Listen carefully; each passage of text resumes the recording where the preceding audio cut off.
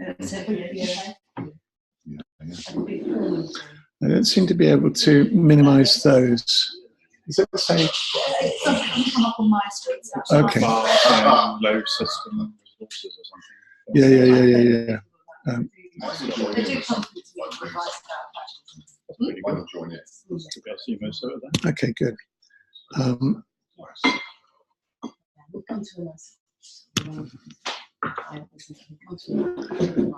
What I'm trying to do now is get out of it for a moment. And what is it that there's something I want to do, and it's escaping me for a moment what it was because there's just too much going on there. System resources. Yeah, they'll look into but they're more into what they're into. The other ones are gaming big time, so it's more about me joining her in gaming. what jams So it's basically telling it to clean up its act a little bit. And it purges resources that I'm not using. So when it's saying low system resources, I haven't restarted. And every so often you should restart your computer because it's wandering around. Sort of tells me to do that from time to time. Yeah.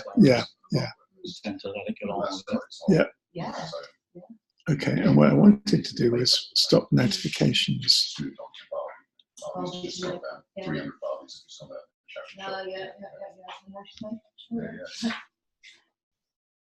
She's totally fabulous at makeup from 2 years ago, not being able to put lipstick on at all. Yeah. Come round to her. She's got boxes of stuff. I spent a lot of time in boots.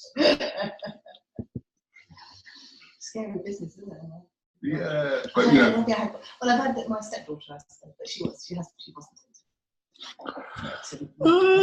Notifications, come on. It makes Catherine twitch. Yeah, absolutely. I find it.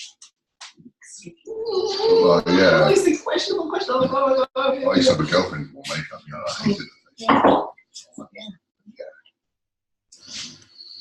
it. But yeah, from right into it and wanting to wear it every day. Now she's like, in the case that you let people run with something. Let them run with it, and hopefully they'll realise. Yeah, or you'll realise that they're just totally. Okay, I've got as many. People feel to take the fence down, don't they? Really? They just come back because it likes the spots. Yeah. See, ours it's a vegan now. I'm eating bacon sandwiches all the way for 2 years. Yeah, my kids are all bacon. Yeah, bacon, lattice, bacon. Yeah. And now he's vegan. Okay, we're ready. So how are we all doing? Yeah, good. I'm good. Looking forward to hearing this. Sumi, how are you? Yeah, I think lucky. Good. Lucky. Yeah. Waking up slowly. Yeah. Right. Do you like water and drinks before I can start? Yeah. So there's so I've sort of been trying to think this through. So sort of by way of introduction, you see the date on this one is 2010. So this is 3 years into my working with Martin Conley-Callahan, right? And I've got one slideshow that I prepared in the last couple of years that is about housing, but it sort of like cuts to the chase and doesn't put it in the context of a learning journey, which is what we're on.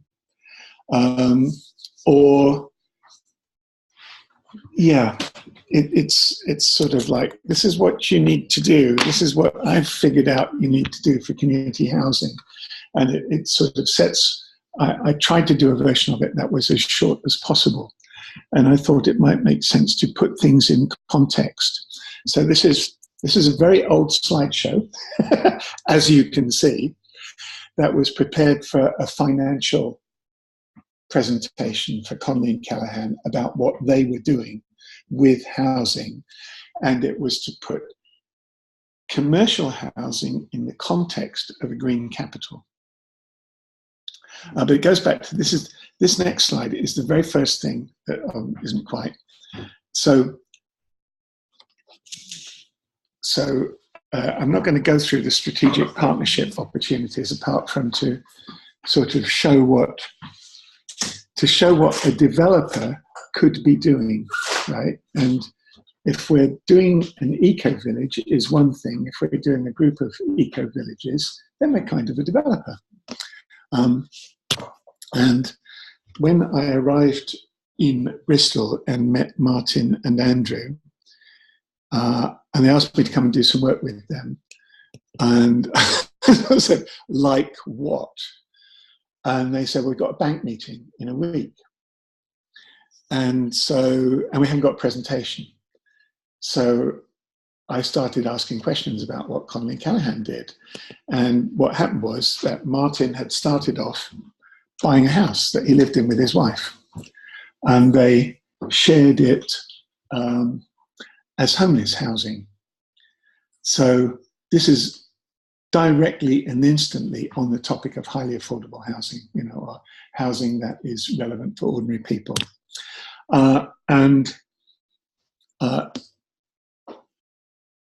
Martin can't go to jail for this anymore because he's dead, and it was past the statute of limitations.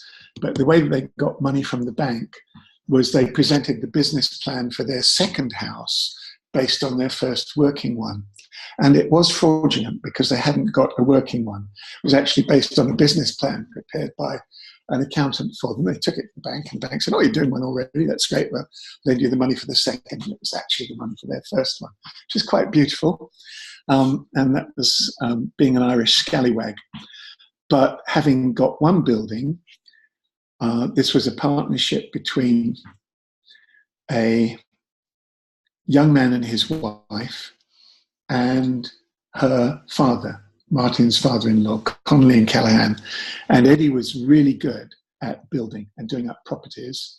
And so had Martin working for him at first, and they acquired properties and did them up and used them as different forms of shelter. So one might be for battered wives, another might be for homeless people, and it's quite complicated to do that, to get permission to use a house for a particular purpose, like shelter accommodation, because it's a different kind of housing provider. But what you saw then was it started off one at a time, and then they started getting them fairly quickly, and then, bang, whole blocks of houses. And we're talking about 20 years here, during which the route out of homelessness was dismantled by the government. Affordable council housing. So the route out of homelessness was you're into a shelter, and then when you've been in the shelter for a while, you get a council house. You get a job, and you're able to afford the rent in a council house. And all the council housing was sold off and drifted up to market prices. So there's no longer two tiers of housing. And what was created was the poverty trap. And this presentation was my introduction to these ideas. And my remit from Martin was, the housing system is broken. How are we going to fix it? Right? That was what I was asked to think about. And what happened after Martin had got a sort of portfolio of smaller sites was they acquired some larger sites. And by the time of the bungalows, they were doing new build housing as well. So you have a developer who was buying up sites and fixing them up, gradually buying. So Grove Lodge has got, 14 beds or 20 beds. I've been there. I don't remember it, what the precise details are, but I do know now that in some of the car parking, they've got some TAM type accommodation, some temporary accommodation modules. So the experiments are going on. And then the convent, Mary Seacole Court, where I lived for some time, and the Dorville Hotel, which is down in Weston-super-Mare. The convent, Martin wanted to convert that. That was on Pennywell Road in Easton. Wasn't possible to do that, so it ended up being some new build, which you'll see in a little bit. Then 3 big sites. a former quarry in Shirehampton. You can see that crescent of houses is actually around where the quarry was burrowing into the hill. So there's a big dip in that sort of view there. Hamilton House, there's an interesting story there. Opportunities started to be missed. A house will come up, and if you've got cash, you can acquire it easily. If you're saying, I've got to go to the bank and arrange a loan, it may just go in auction. And so Martin asked Andrew Baker to organise what they called a hunting fund. So he'd got a line of credit with the bank and he could pick up anything that came on the market. And Andrew proudly announced to Martin that he'd got £2 million in credit arranged. And the next week, Martin bought Hamilton House for 2.1 million, having failed to reach the reserve price at auction. And Andrew, and I think Martin was away or something like that, but Andrew sort of said, Martin, you know, it's like, it's not housing and it's used up all the money. And Martin was, devil made me do it. I had to do it. It felt the right thing. His wife had worked there when she was younger, and he had an affection for it. What was it before? Before it was Hamilton House, it was a dairy in Stokes Croft, and then finance. I forget. I think it was called Finance House at first, and it was a regional headquarters of a bank. The last thing it ever did was at the end of the Thatcher era, it became a centre for the repossession of credit card debt. And in the Bristol riots, which is 1980-82, which were in Stokes Croft, at the time, Stokes Croft had the highest gun and drug crime in the country, or equal highest with places. The police would only go into Stokes Croft armed and in pairs, and it's so phenomenally different. And after the Stokes Croft riot, people wouldn't work there. They were offered martial arts training, but you can imagine people working in an office building. They don't want they want to be safe. So the building, the business was closed down as a result of the Stokes Croft riots. It was empty for a few years. It was auctioned off. Martin bought it. And the right-hand block at the top, so there's 4 usable floors at the front with 2 floors of car park underneath, 5 usable floors in the middle of the U, the bottom of the U, and on the right there's 6 floors. And what happened was Martin put his entire business just on the very top floor of one block. So out of 15 floors, he used 1 as his office building. And while they were thinking out what to do with the building, and he wanted to get permission for mixed use, including housing, and the council said, well, before you do anything, you've got to demolish it. And he wasn't up for doing that. And so the last place, this is Froome. Why do they want him to demolish it? Well, because it's pass. On a good day, I could remember where, but the point was, it was new use. I think Martin wasn't. I'm not sure whether he was wanting to use it for office. Eventually, by the time I had arrived, he had worked with an architect, White Design Architects, to create a plan for mixed use, which was mostly housing with some retail and some office space. I've never seen a scheme for that, with some additional floors on the top. Yeah, exactly. There was permission for something on the roof space, and there was going to be a kind of atrium at the front. Quite beautiful. But as far as Martin was concerned, the planning permission was a kind of holding action, because he had some community aspirations that he didn't fully understand himself, right? So there was something about him that caused him to buy the building. And similarly, down in Froome, what you see here is an industrial estate. The 3 blocks that you see going from southwest to northeast, which is what they was a company called Western Vinyls that made linoleum and things like that. And by the time Martin bought the site, the blocks to the north of that were already housing. So this was an industrial site that was being sold off for redevelopment. And Martin bought those 3 big ones.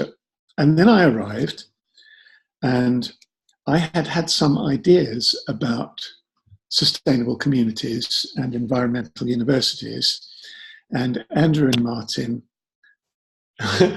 put on my desk a prospectus for the sale of a formal agricultural college, Sealhane in Newton Abbot, and said, could you put your environmental university there?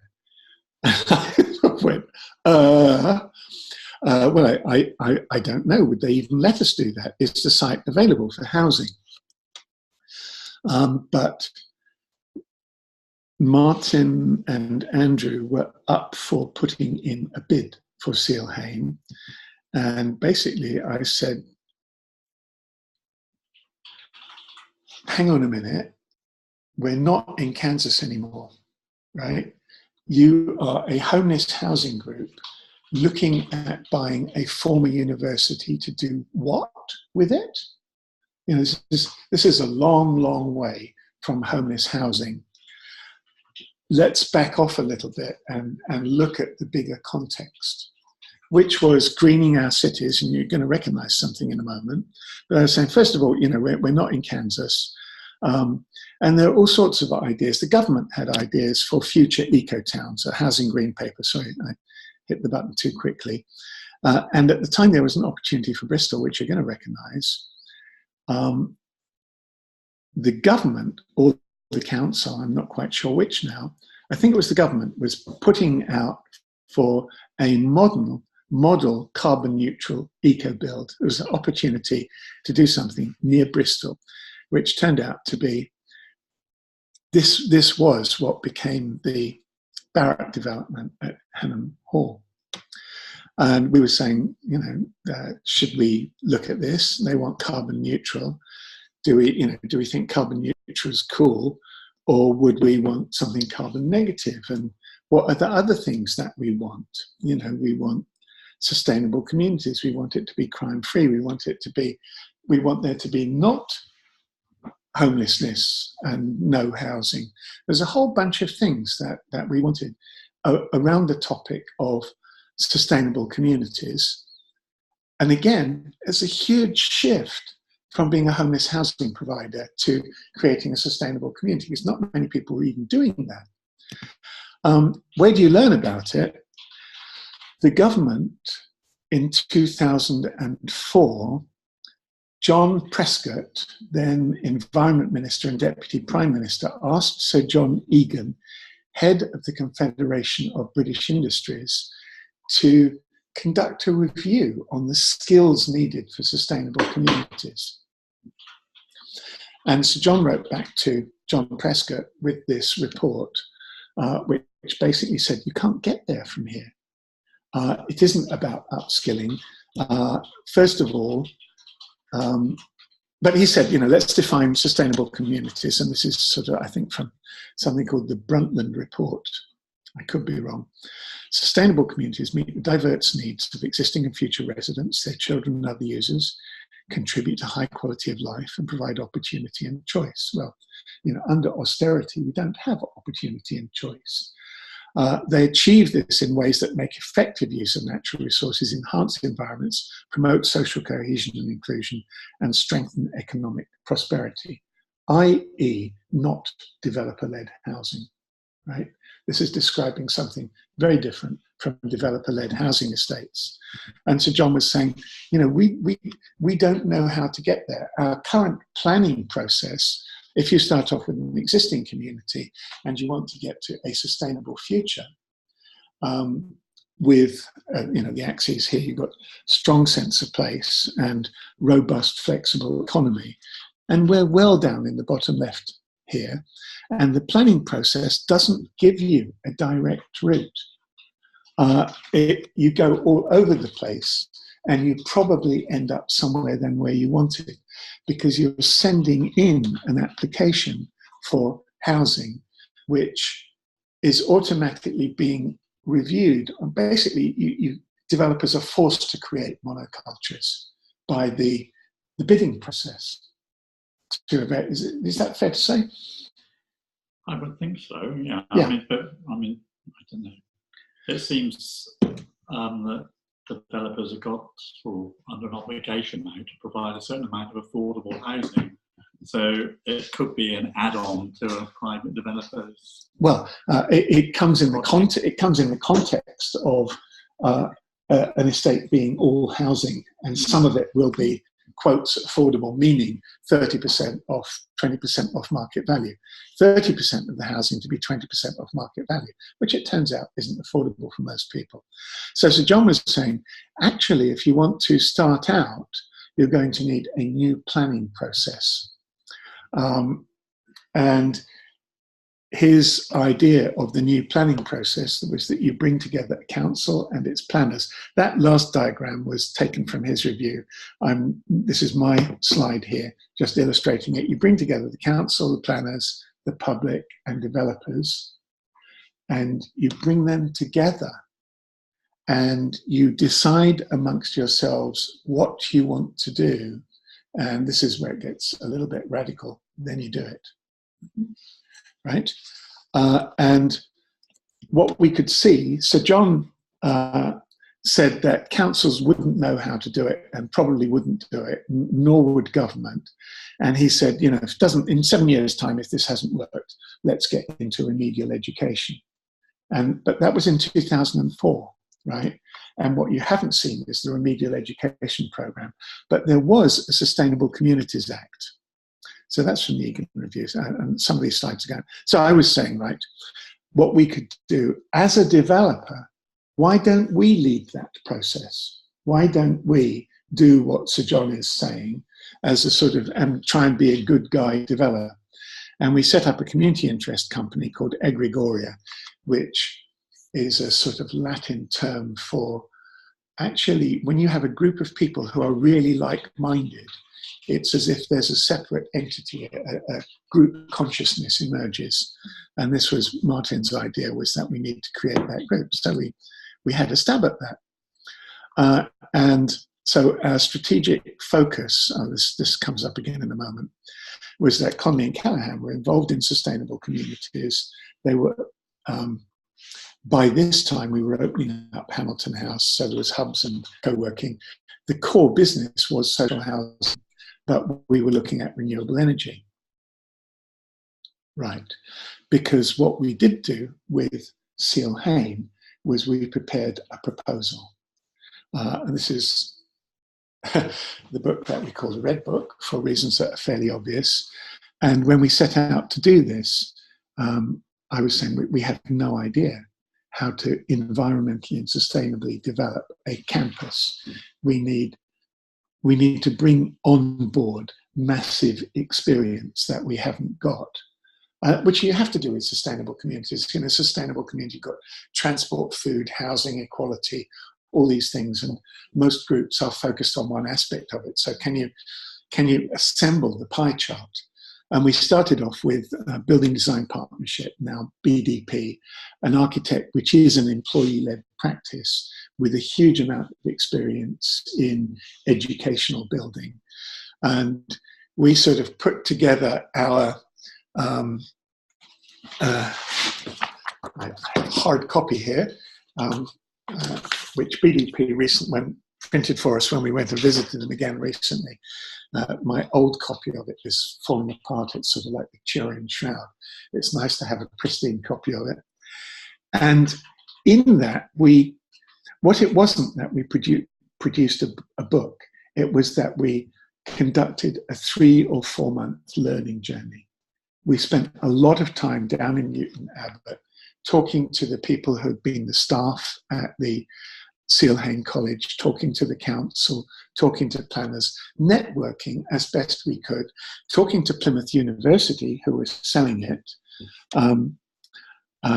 most notably with Ian Stewart, the environmentalist and volcanologist and geologist who's faculty at Plymouth University, and the classic comment from Ian Stewart was, "Sustainability is a battleground." And it was, because everything, everybody's trying to figure out what it meant and get a piece of the action.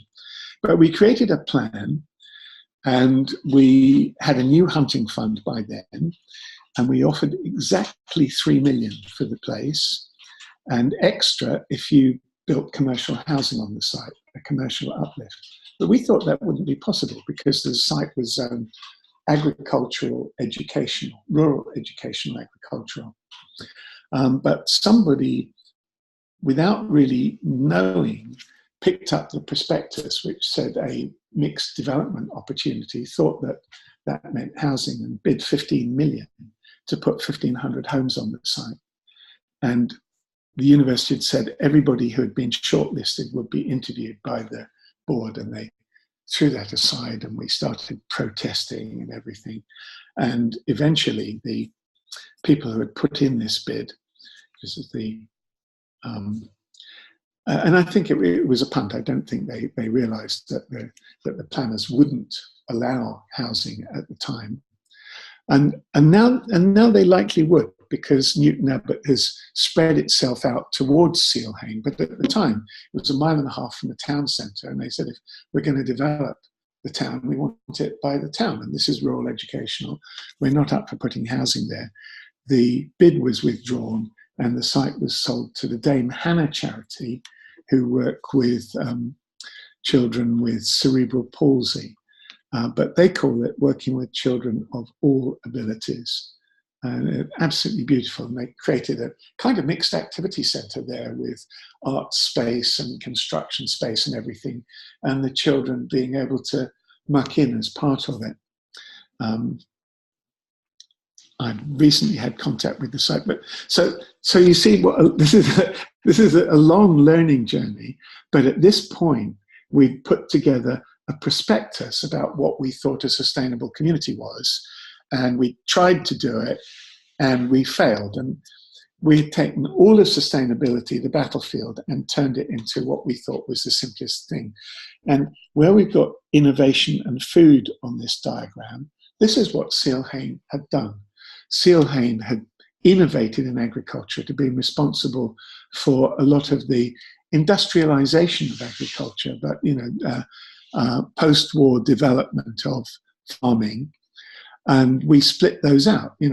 So it had been a centre of excellence in innovation, in food, but let's spread that out and innovate in construction, energy, environment, and community, all around an educational community. And when we didn't get the site, unfortunately, Martin said, well, let's do what we can with what we've got. And we've got Hamilton House. So let's form, Coexist is actually an acronym for Centre of Excellence in Sustainable Technology. And we took an urban building and we did what you need to do if you're going to create a sustainable community. You engage with the existing community. You don't impose something. And so we did this visioning process with the local community. And in Stokescroft, we said, well, cheap studio space, that's what we need. We need cheap studio space. So the building opened initially as kind of, it was really interesting. So there came a time, 2 or 3 young people were given the task of doing this and given pretty much complete freedom and some financial support at the time that the financial collapse was happening. By then, 2008, 2009. So I joined Martin in 2006 or so. There's a pretty rapid learning journey. There's a lot going. It felt slow, but there's a huge amount that we learned in a couple of years by going down to Sealhain and doing this experiment. Financial collapse happening. Martin's business no longer having a line of credit that it could spend. But a little bit of money. It certainly had cash flow. It had income from its homeless housing. And Martin started spinning off a number of experiments, one of which was, what can we do with this building? And the big question really was, normally if you have a building or a building site, then it's not what we want, so we're going to knock it down and build something new. And if you go to a big company and say, would you like to rent this building? That's all, it's not what we want, right? So you're automatically into knocking it down, or you go and try and find an anchor tenant for the building because you need somebody to sort of guarantee the mortgage. And you can't just walk out on Stokes Croft and say, would you like to be the anchor tenant to the passers-by? So this was an experiment in whether a community can become a tenant in its own right. So Martin said, here's the building, no financial pressure, let's create a group. And you eventually have 300 or 400 people in the building who are all paying rent. And if you aggregate that, you can kind of take that to the bank and say, I've got a steady income. There's some more questions about that. The canteen coexist never actually were given a long-term lease, which would create value, because Martin was never sure. You know, there's going to be another stage. This is just a first step to prove one point. It's putting down a marker in.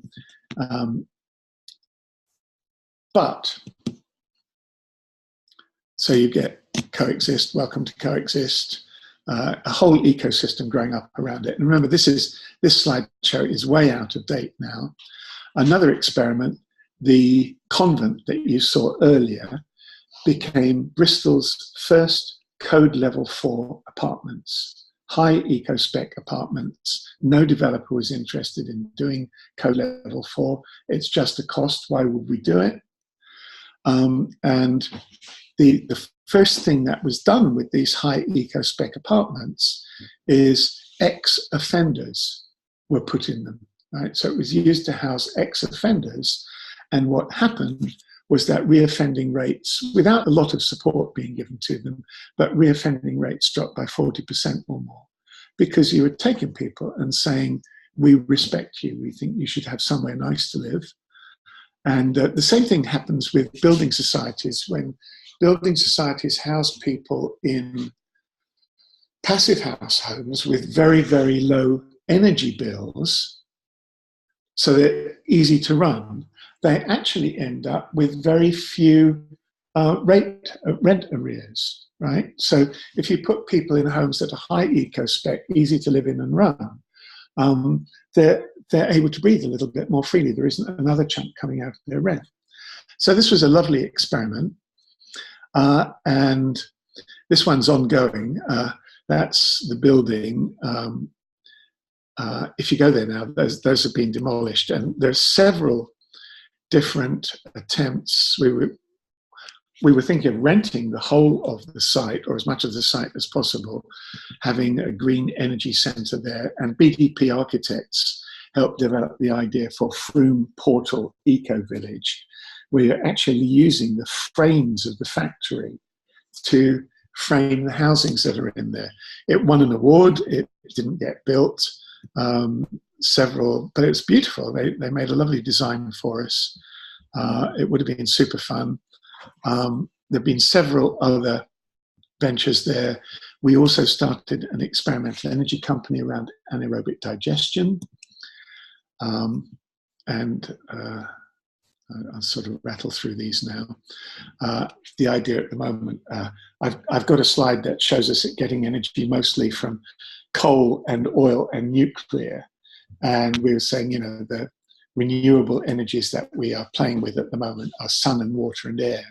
But there's a set of biological renewable energies. You can bacteria, anaerobic digestion, algae, you can grow oil, and with fungi, I'm slightly cheating there, but there's a system called biochar, where you add charcoal to soils, and it becomes a substrate for fungi, which create a glue which holds the soil and nutrients and water together. The glue is called glomalin, and glomalin is itself a major repository of carbon in soils. So if you create the reefs with charcoal that fungi and bacteria can grow on, you get a lot more biomass in the soil, you get a lot more nutrients in the soil, and the soil becomes more productive. So it's a carbon sequestering and a food growing strategy. And all of this came from earlier work I'd done around zero emissions at the Hanover Fair in the year 2000. Now, it turns out that there isn't this, and this is the pavilion that we had where we were showing these kinds of technology. We've just been to see this lovely bioaqua farming, but that was the kind of stuff that I was learning about in the year 2000 before I came back to the UK. And we had this wonderful bamboo pavilion in Hanover at the World Expo in the year 2000. And the only thing about bamboo pavilions was you weren't allowed to build anything in bamboo in Europe. So we built the reason you can see rainforest there is that we built a scale model 1:1 in Colombia. As in Germany, the building code didn't allow you to build in bamboo. In Colombia, there wasn't a building code, so you could build what you liked. And Simon Vélez, the world-leading bamboo architect, designed and built this out there. German engineers were flown out, tested it, said it's very strong.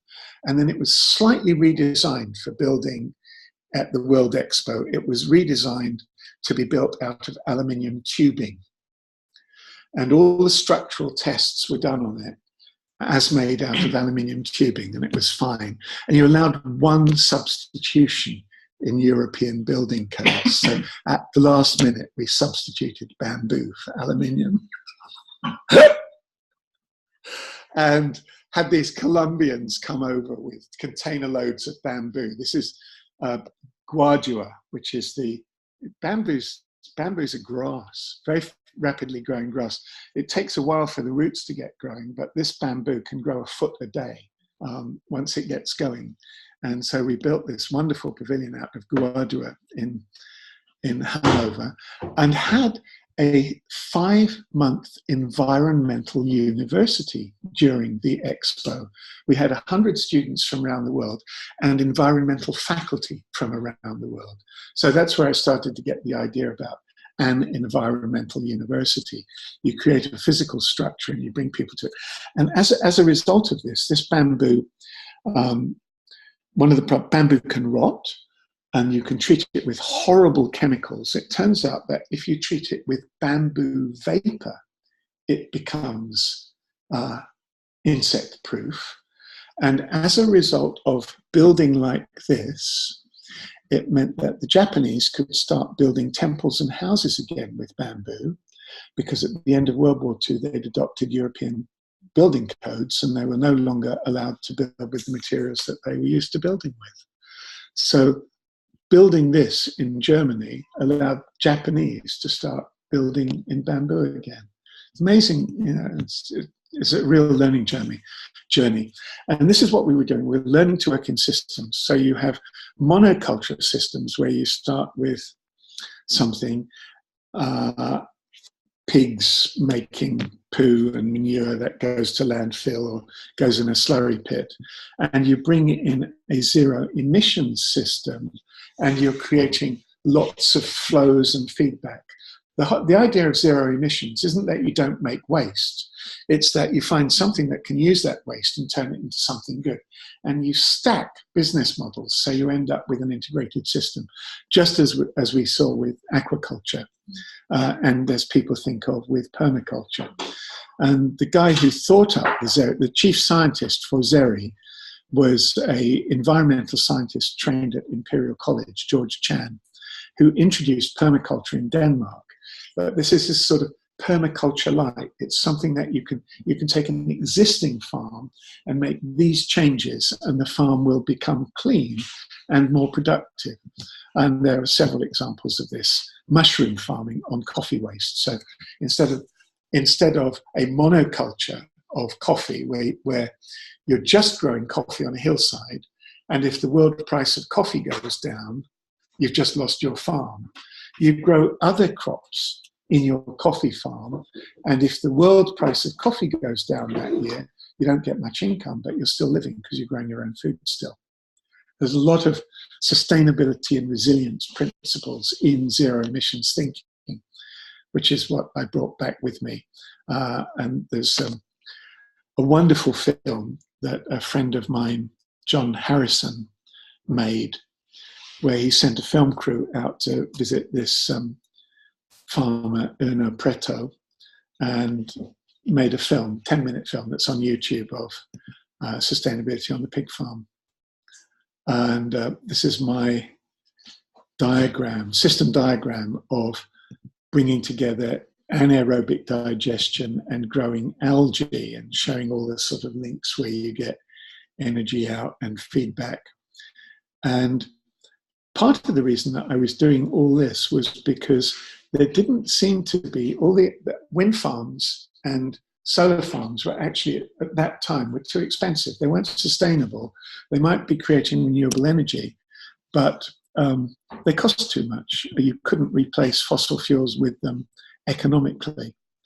Governments were starting to subsidize these things, but this system that I'm showing here, you could do that and make a profit without any subsidy whatsoever, because it was a zero emissions, zero waste system. Full stop. How does that fit in the context of a city that's a green capital, right? And this is the context in, I was, at the same time as I was doing all this research, I was part of the Green Capital Partnership, and I was thinking of how this kind of research would contribute to the bigger picture. And this is my messing up of that. So this is 2010 again, this is quite some years ago. Oil, carbon, and opportunity, right? And we had a successful city. We had entered the European Green Capital Competition, and this is quite cute. You can see there were 8 cities were shortlisted, and there's 9 here because I added Munich, which was 9th. And the reason that I added it was because I was invited to give a presentation on green capitals in Munich. So I added it in to say, well, you were number 9, and Bristol was just about, we were in there. Where were we? We were just ahead of Copenhagen. But the Hamburg and Stockholm were the first 2 European green capitals. And you can see that you're evaluated on a whole bunch of different things. It isn't just your green, they come and look at what you're doing for climate change, what you're doing for mobility, space, air, noise, wastewater, environmental, land, communication, and how you present yourself. And what you can see there, if you think about it for a while, what's missing is food and energy. They're not in there, but I think they've been added since, partly because of Bristol suggesting it and so on. So even being a green capital is an evolving thing. Because we entered the green capital, this is, that's some of the slides come up, we were being asked to, we were finding people from around the world who are interested in this. Sorry, we've got spinning beach ball, which is that it's trying to do a transition and finding it a bit difficult. It will get there in a minute. Yeah. Bristol has a tradition of leadership, right? So first and foremost, oops, that was a little bit too quick. I'll just go back. No, didn't go back far enough. Okay, this was just, we had ideas for biodigestion and energy from part of our learning journey, from people who came to Bristol, and we'd have discussions and they'd say, can you help us? And we'd say, well, not really, you know, we're trying to help ourselves. But it turned out that we had ideas that would apply in Egypt. They'd had a kind of a massacre of the Coptic Christians who kept the pigs, who ate the food waste from Cairo. So they had rotting waste heaps, and anaerobic digestion could have been used there. So in Latvia, they were cutting down forests, and we had some ideas there. But Bristol has a tradition of innovation all the way through to, you know, Banksy and I had one slide which included a bit of Ardman in there, but we've moved on even from the Industrial Revolution. The way it was explained to me was the Industrial Revolution slowed down in Bristol after the SS Great Britain, because that was the biggest ship that you could get in and out of Bristol. And when they started building bigger ships than that, the port of Bristol was no longer available. So that's the time that Birmingham and Manchester and Liverpool took over from Bristol, and Bristol didn't slide into obscurity. It became creative in other industries, including the creative industries. There was a green capital visioning process and engagement that was led by Fala Ragnarsdottir, who was Professor of Earth Science at the University of Bristol, and her students on a European-funded project. They engaged the community a huge amount, and they came up with a green capital vision that was 2 pages. A diagram of Bristol in the world, and just 1 paragraph each on leadership, education, community well-being, transport, economy, food, and so on. Some of the elements, mostly the elements of the green capital process, but you'll see that this one does include food and energy. So we were thinking outside the constraints of a simple competition into, no, what do you really need to be a sustainable green capital? And the Green Capital Momentum Group had all kinds of resources from all over Bristol. Funny, BETS there, the last one I put in, is now Low Carbon Southwest, but at the time it was the largest cluster of environmental groups in the country, and it's still that, but it's bigger. And Radio Salam Shalom, a pioneering Muslim Jewish radio station. So Bristol's got everything. It really is an amazing place. And this is my version of the Egan review process. We're talking, Sir John Egan was talking about bringing together the city, the council, and its officers, the elected member and members and its officers, the planners and the community. And so there's groups of planners in the city. There's all kinds of groups that represent the council or government in one sort or another. There are many, many different kinds of citizens groups. And there's a huge amount of business and finance developers of one sort or another. And the idea was that you develop a whole family of green capital projects around sustainability, work life, and so on. Now, this isn't exactly the green capital process, but this is how I blagged it up when I was abroad, right? This was trying to show what we did as a green capital in the context of really doing what Sir John Egan was saying you needed to do if you were going to create sustainable communities. I was looking at this as a city. And I think I'm about the end of this. There's a few slides on what that means strategically for Connolly and Callaghan. Oh yeah, no, I'm not at the end of this. The first thing that the Green Capital Group did was it said, well, not the first thing, but early on, it said, what's the biggest thing that we could do for Bristol? What's the biggest problem we've got? And the problems we looked at were climate change, yes. Peak oil, which you've probably even forgotten about it now, but 10 years ago, there was a question, might we run out of energy? You know, the rate of exploration, you know, the rate of discovery of new oil is going down, and we know we shouldn't be burning it, but what if we actually ran out before we stopped burning it, kind of thing? What if the world ran out of oil? And there were people going around saying, don't worry, the Stone Age didn't end because we ran out of stone, and the oil age won't end because we're running out of oil. But it was a real concern in Bristol, and we said, Bristol is a trading city. We rely on oil. We rely on energy. Yes, we're worried about soil depletion. Yes, we're worried about climate change. But let's think about peak oil. And the group commissioned this peak oil report, which came out at about the same time as a private report came out from the Virgin Group, Richard Branson, but this was, nobody else did anything like this, not at national government level. In Europe, yes, but in the UK.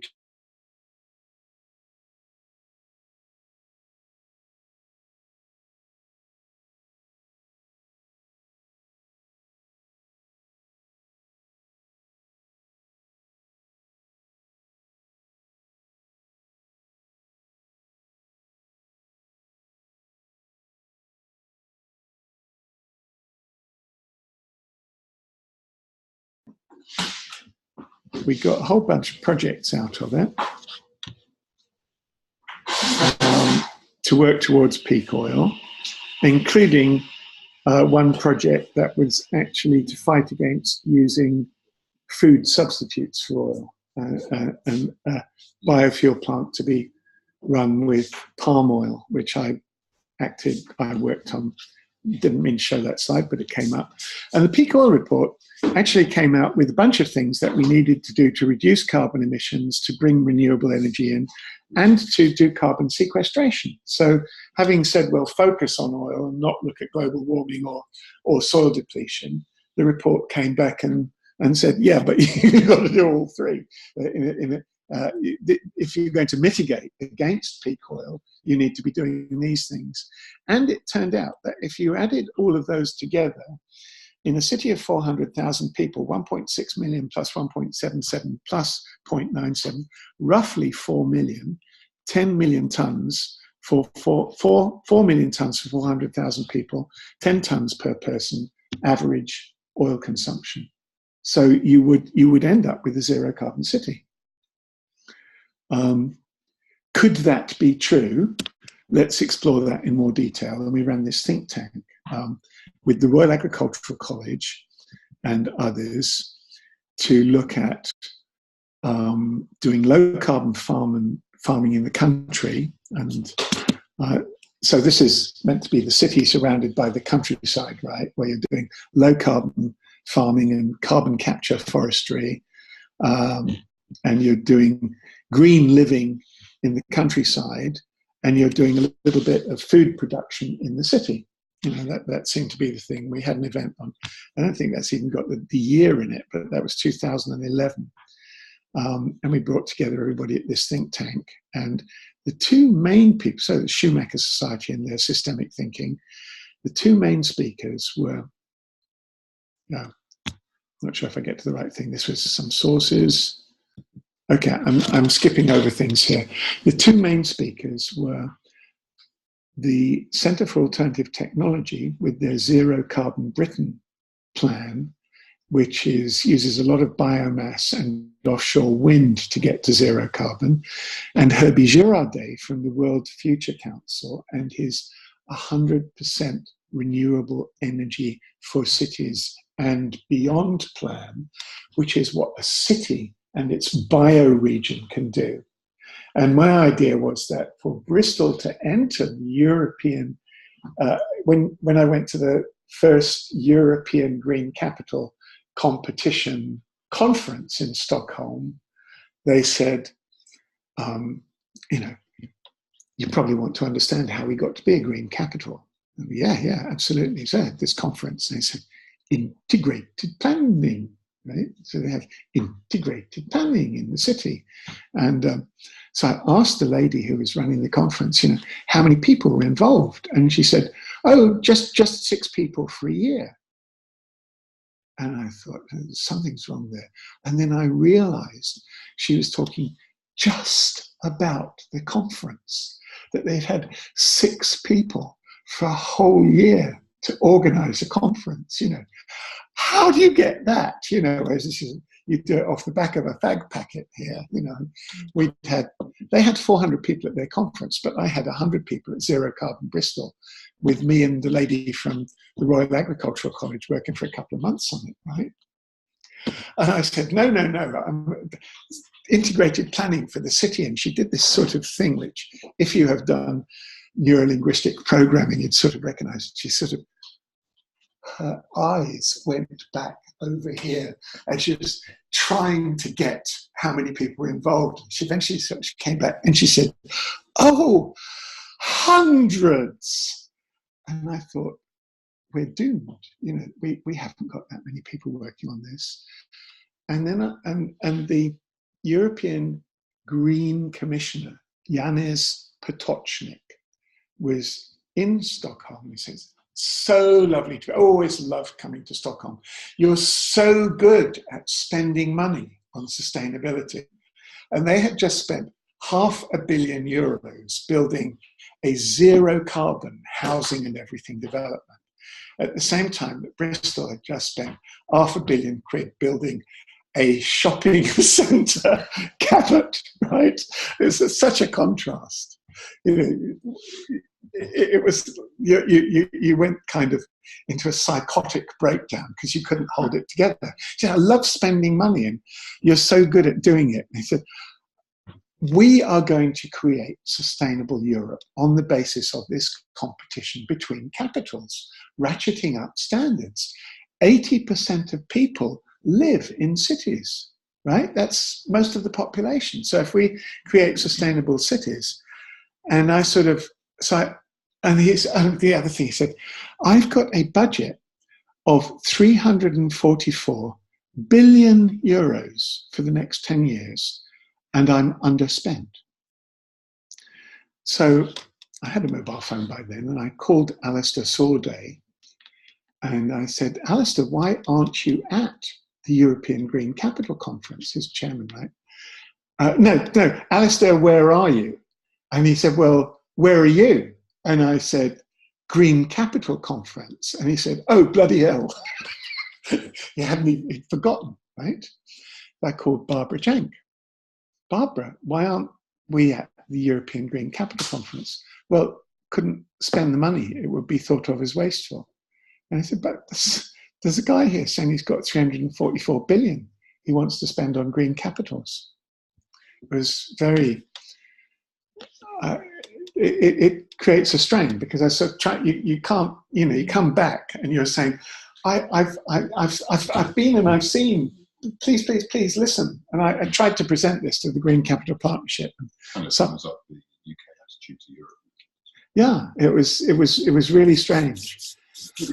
But what I thought, what in my mind, I thought, no, look, Herbie Girardet's thing was about a city and its bioregion. 100% of people, not 80% of people, 100% of people live in a city and its bioregion.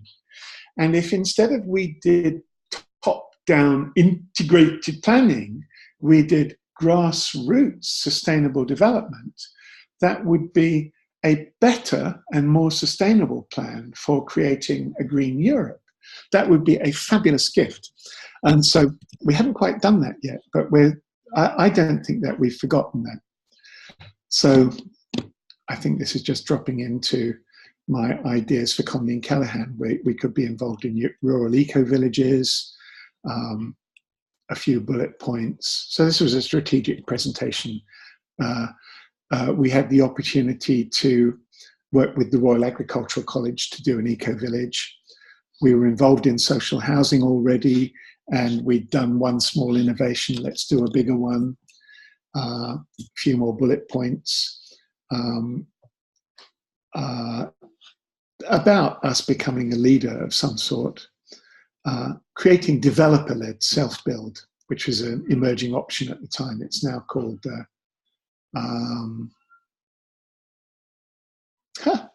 can't remember the name, but there is a form of self-build, which is where they prepare plots and then you build on the prepared plot rather than find the land and get everything. We've been experimenting with renewable energy and talking to different countries about strategies that might work, mostly visitors and students, but nevertheless you could see what a country's problem was and what Bristol might have to offer internationally. And solar energy was just, we were just thinking about it at that time. You see, this presentation some years ago doesn't bring in solar because at that time it still wasn't quite, and hubs. We had our own hub at Hamilton House, which was very successful, but there's a string of them across the city, which can be the basis for your networking. Sorry, I've got spinning beach balls again. And it all and Hamilton House was buzzing years ago and still is, but has the opportunity to become the centre for all of those things. Right. Beach balls are particularly active. That's your idea. How's that going to happen? Is that with Andrew pushing it forward? Yes, the possibility is the community that's built Hamilton House, Coexist. They were saying they had a vision of the future. They didn't see all of Martin's vision. Somehow or other, the summary slide I had seems to have either changed position in here or not come up. Let me just see if I can find it. But I was just pulling all those four together. Yeah, no, it was soon enough after. I was being a bit impatient there. So Hamilton House became a home of cheap studio space and some very public-facing spaces, DMAC and some conference space and a cafe, all of which is great. But the question, Coexist didn't actually. I don't know what's happening here. Okay, Coexist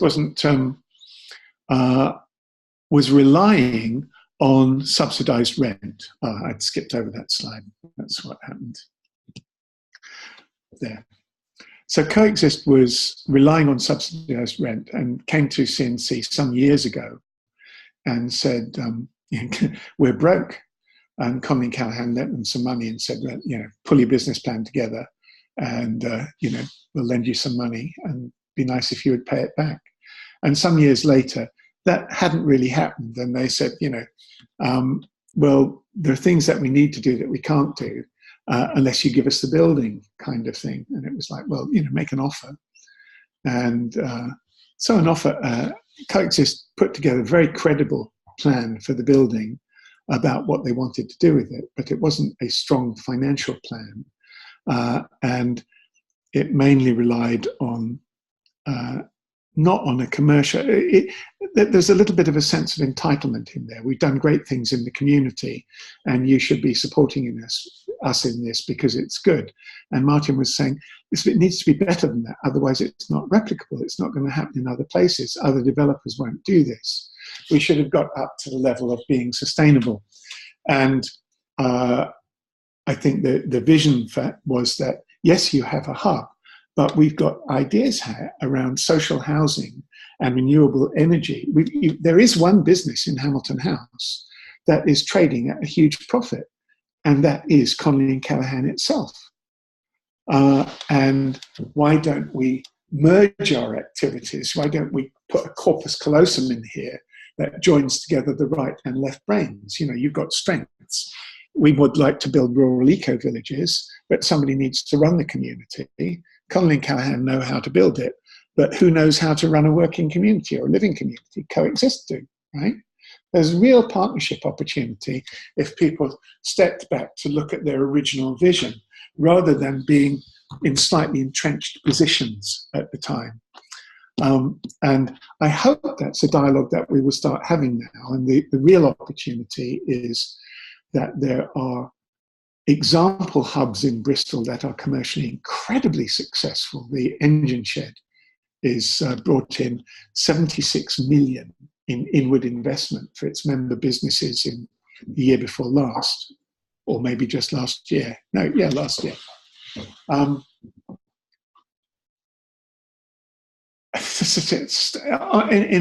a space about a quarter the size of Hamilton House or less, right? So let's put a business incubator in Hamilton House, and fine, let's have some affordable studio space. Let's actually put in some housing at the back so that it becomes a genuinely mixed development even inside a town.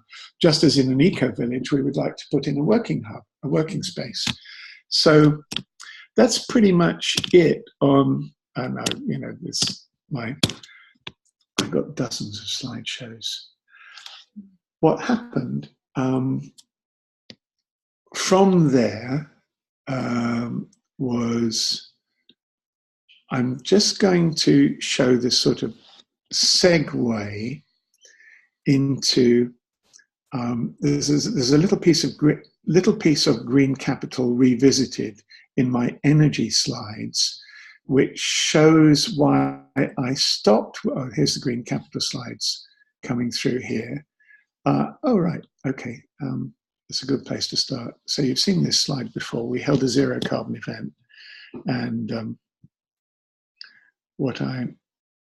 precisely what I mentioned, that at the zero carbon event, we found out the biggest, most important thing you could do for a city is decarbonize it using renewable energy. And we had the Centre for Alternative Technology with their approach, and the zero carbon Britain 2030, not 2050, no, right? So this is an accelerated decarbonizing program, but it's pretty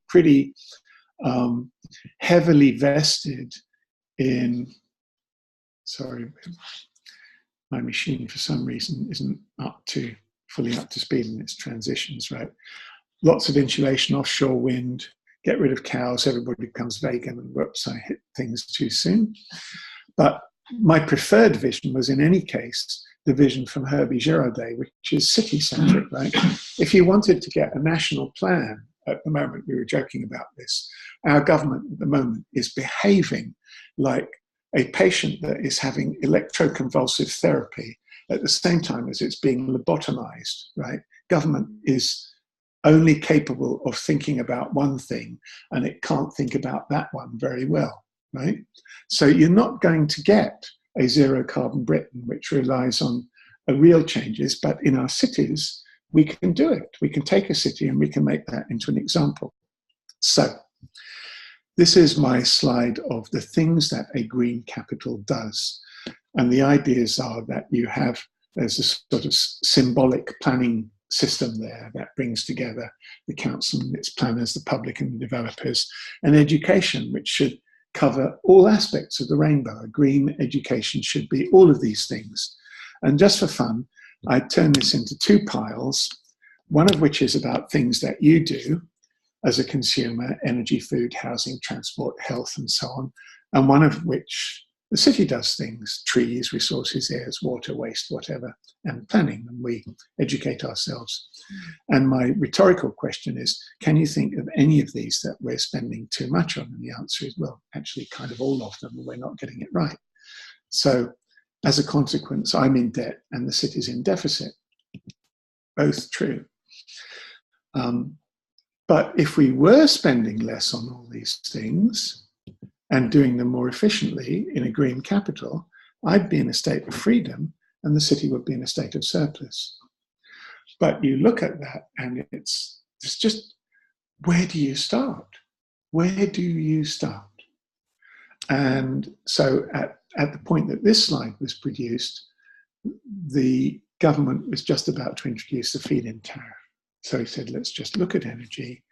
And this diagram is meant to look like the chuck of a drill that grips something tightly. Let's engage the community efficiently. Let's install solar streets at a time.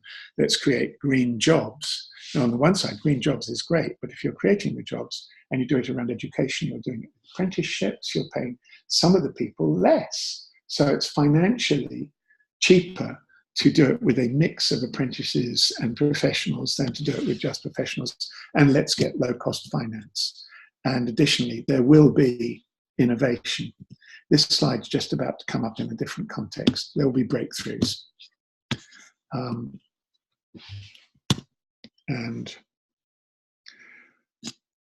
Okay, next. Oh, well, and where we're at as of today or last week, have we made progress in those years? Yeah, there's an article, a lovely article in Wikipedia, which at the start of 2011 said solar's growing very quickly and gave lots and lots of examples. The article now starts with the phrase, solar has been growing exponentially for the last 20 years. And it has this graph prepared by a man called Ramesh Nunn. Now, the rest of the article explains that governments and everybody are very bad at forecasting, and talks about the International Energy Agency believes that we could be getting as much as 20% of the world's electricity from the sun by 2050. Before you read that, I would like to insert in bold capitals, go figure, right? And just take the numbers that they give you, because they give you this graph, and they also mention that somewhere in the range 2014 to 2016, solar electricity, not renewable electricity, just solar electricity, was providing 1% of the world's electricity. And these little steps here are times tens. And as you can see, there are 4 times tens between 3.5 times tens between 1992 and 2017. So even if you're not a very good forecaster and you're just a kid with a ruler, right, that's kind of a straight line. So what if you just said, maybe that's what's going to happen? And you say, let's just extend those straight lines, right? And I've only extended them to 2032 and not 2050. And there's a reason for that. And that is because 2032 is when it starts to pass world electricity generation and world energy consumption. So everything that they're talking about in Paris, about getting to zero carbon by 2050, is ignoring what's happening by default with solar energy. Is that projected world electricity consumption? No, well, yes, and the point is world electricity consumption has been going down a bit, actually, as we get more efficient. It hasn't been, UK electricity consumption has been going down. World energy consumption is, of course, going to go up, except that as you switch to electric vehicles, transport is about 1/3 of our energy use. And when you switch to electric vehicles, you use 1/3 as much energy as you use from fossil energy. Even making electricity from fossil energy and putting that into an electric car is more efficient than burning fossil fuels in a petrol or diesel car, right? Well, I don't know. Diesel's about 50% efficient, actually, although it's polluting, of course. Well, I might argue with that one, but yeah. Well, you know, argue all you like, but what I've just said is how efficient is the solar panel?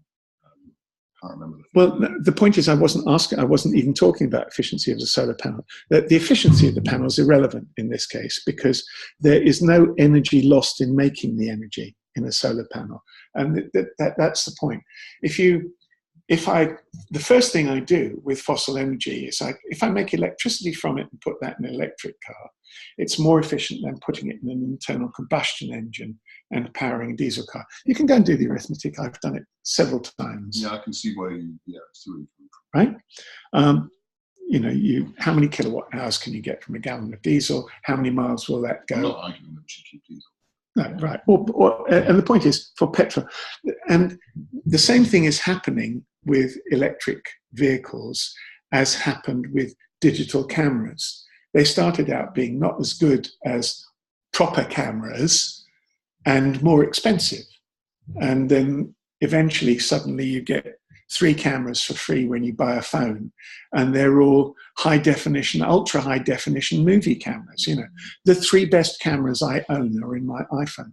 The 3 best cameras I've ever owned are in my iPhone, which is remarkable. So, you know, that's what's going to happen. Electric cars will be cheaper than fossil fuel cars, and they'll be cheaper to run if you ran them on electricity made from fossil fuel, and they'll be much cheaper to run if you run them on electricity made from solar energy.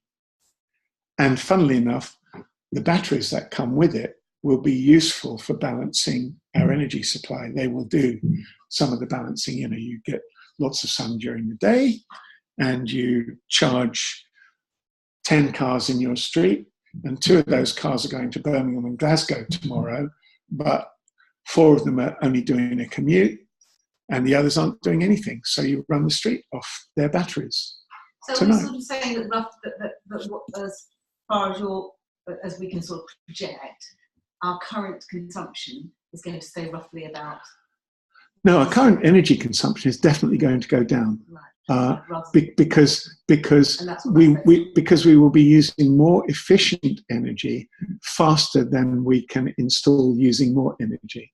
But as you said, if we start running transport or possibly heating homes with electricity, the demand would go right up. The demand for electricity will go right up, but overall energy use will go down. So that's exactly what I've put. I've put world electricity going up, but world energy consumption going down. There is another factor, isn't there? There's a lot of people who don't have internet and don't have electricity at the moment. So as developing countries come up to a level, consumption will go up. It's beautiful. Exactly right. And so in developing countries at the moment, you have got people selling solar panels on a lease base in the same way that they are selling mobile phones. You don't give people, you don't say you've got to buy a mobile phone, you say, pay me $10 a month. And the cost of solar panels is less than the cost of the fuel that you're putting in your kerosene burning light that is damaging your child's eyesight. And you don't need power grid. Exactly. So you've given one argument and then just given the counter argument. And this is what happens all the time. You know, if we're open to the possibilities, we'll find that it isn't that technology is saving us, it's that we are producing these zero emissions technologies which create growth without waste. You know, there's all these chemicals in your phone. Yes, fine, but there's less overall chemicals in my phone than there is in a frying pan, for heaven's sake. And, but an aluminium frying pan, that's very inefficient. You know, you're smelting bauxite. Yes, but if I smelt bauxite with solar energy, so you've got solar panel companies which are bringing together glass, which is basically fried sand, and silicon, which is fried sand, and aluminium, which is fried bauxite, and you're doing all the frying with solar energy. And these are really plentiful minerals that you're turning into things that, and if you look at the numbers on what is the weight of a solar panel and how much coal, you know, what is the weight of the coal that isn't going to get burned, they are order of magnitude different numbers by now. So renewables can change climate, so I think that's something that shouldn't be ignored, personally. How do you mean change climate? Well, currently we take most of our energy from stored energy within the planet, and that's not necessarily a good thing for the long-term climate, because we're adding energy to the biosphere. If we're taking energy directly from the biosphere and using it for a different purpose, you can see some situations where it rebalances. So creating solar energy in the city cools the city slightly. And the city naturally gets a bit too hot anyway. So there's that balance. But you can see other examples where people have built a big dam in a developing country to smelt bauxite, for instance. And it's messed up the whole ecosystem. I completely, this is... I honestly think that there might be a debate in 10 to 20 years' time about climate change caused by renewables, and nobody really looks at that at the moment. Well, I don't disagree. There's a wonderful article about how solar energy is actually destroying the sun by sucking energy from it. And there's plenty of room for humour. You see that all the way to the horizon of your flat Earth. So far, because mankind has acted in linear ways, we have created technologies that have consequences. And our industrial systems do that. And we need to have, in a cluster of businesses and communities, you need to have people at the top of those businesses who are thinking whole ecosystem rather than maximizing profit for my business model in my business. And it's about reducing energy use as well, isn't it? Really? Well, that's the thing. It's not how much energy do we need, how much can we make? It's really about how far can we reduce what we use. That's what it is for me. Yeah, a bit. I would say it's about energy efficiency. I mean, I don't know of a recorded instance in human history, I'm joking, of people doing the right thing just because it was the right thing. I do know of people doing the right thing because it just happened to be economically the best thing as well. Self-interest worked in. Now, of course, there's a joke. This is not a joke. The difference between a politician and a statesman is that a statesman is thinking about the state and the planet, and a politician is just thinking about his pension fund or himself, right? And we're seeing plenty of that in world leadership at the moment. And differences, countries coming together and saying we must look after the planet, and others saying America first, or Britain first. If you say America first and stop importing steel from halfway around the globe, you might save a lot of energy. Well, weirdly, yeah, and I would shift as much as possible from specific instances to looking at the principles. And the biggest principle in energy is that we did get all our energy does come from the sun. And the more directly you hook yourself into that, the less wacky feedback loops there are. And it's very easy to put solar panels all over a house, all over a building, integrated into the windows. And in the roads. The Chinese are already doing that. There's a high cost of roads doing that way, but you can actually make a road that's got better grip.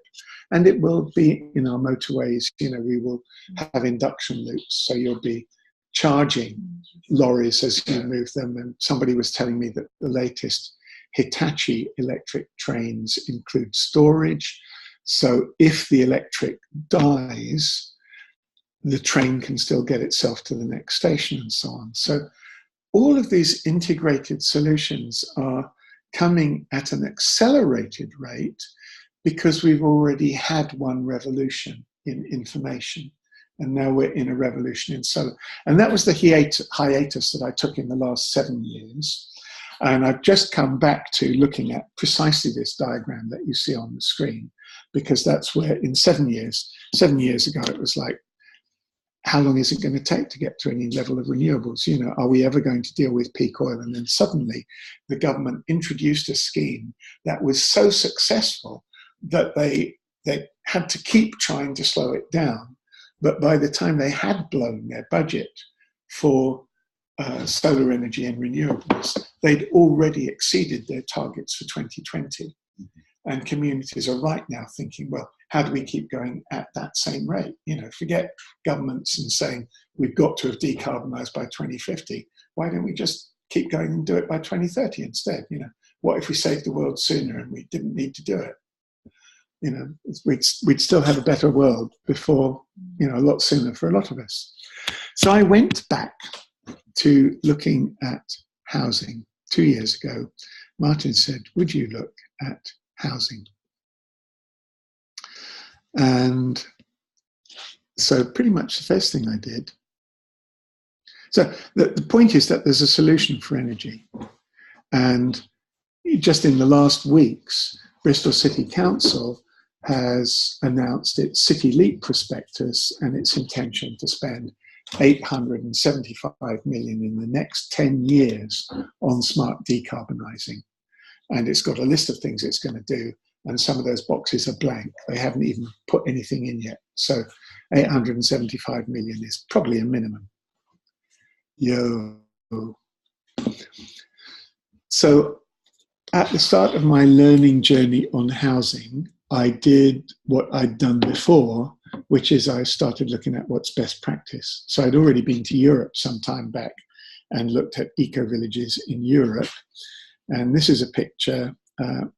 We ran an event bringing in some experts called The Future of Housing in June, and Martin had started me looking at this again, I think in February of that year, 2016. And this is Lilac in Leeds, low impact living, affordable community. And you have 5 blocks of flats and a common house organised around a suds. a rainwater pond, which is also a focal point for the community.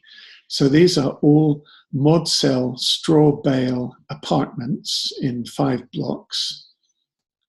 They're very energy efficient, very warm to live in. And funnily enough, they thought, well, let's have shared Wi-Fi.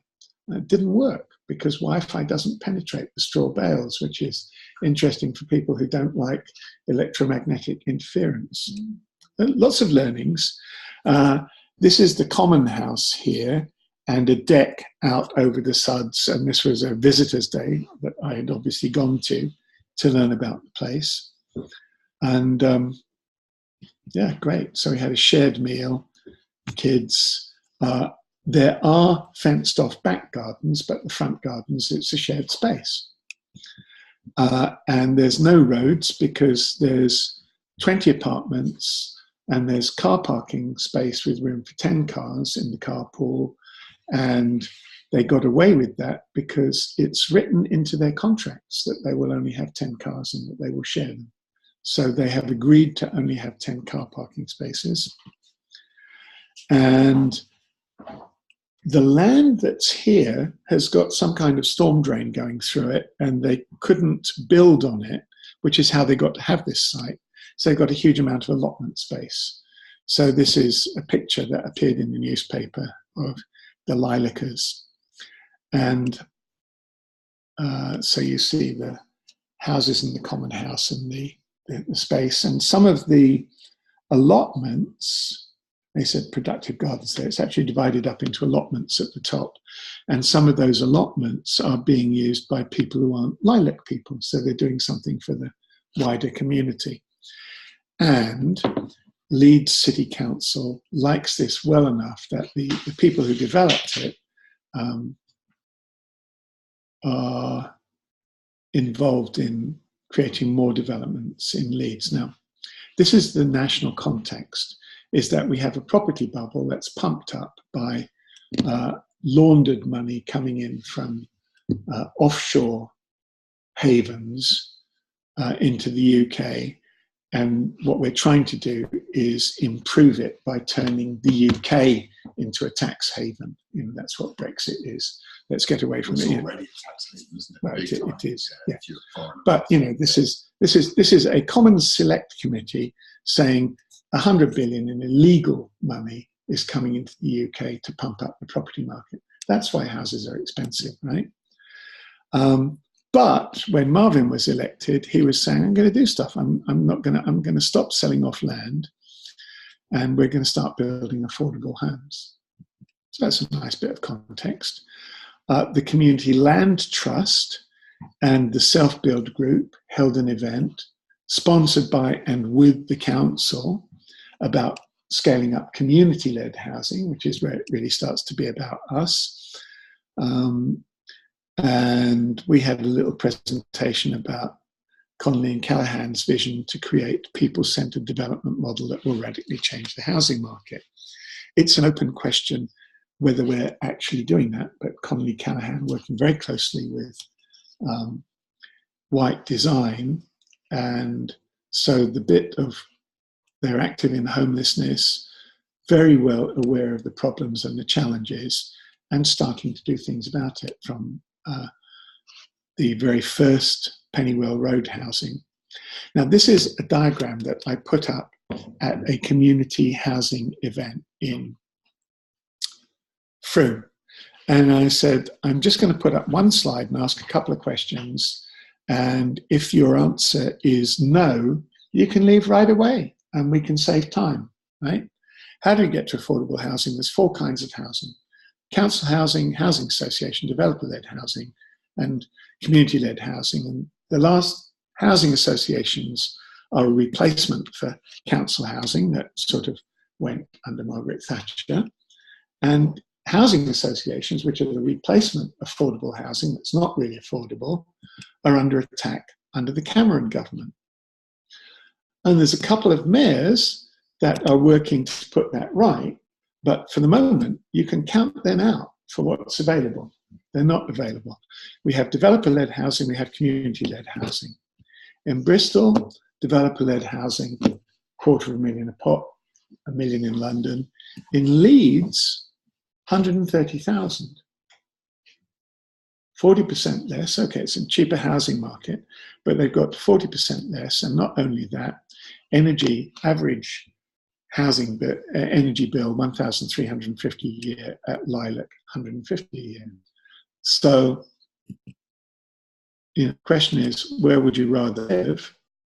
And if you're happy with developer-led housing, you can go, because this presentation is about community-led housing. But the question is, how do we get from here to there? And here's why developer-led housing is expensive. It starts with an auction. The council sells land for the highest price they can get for it. It's called best value.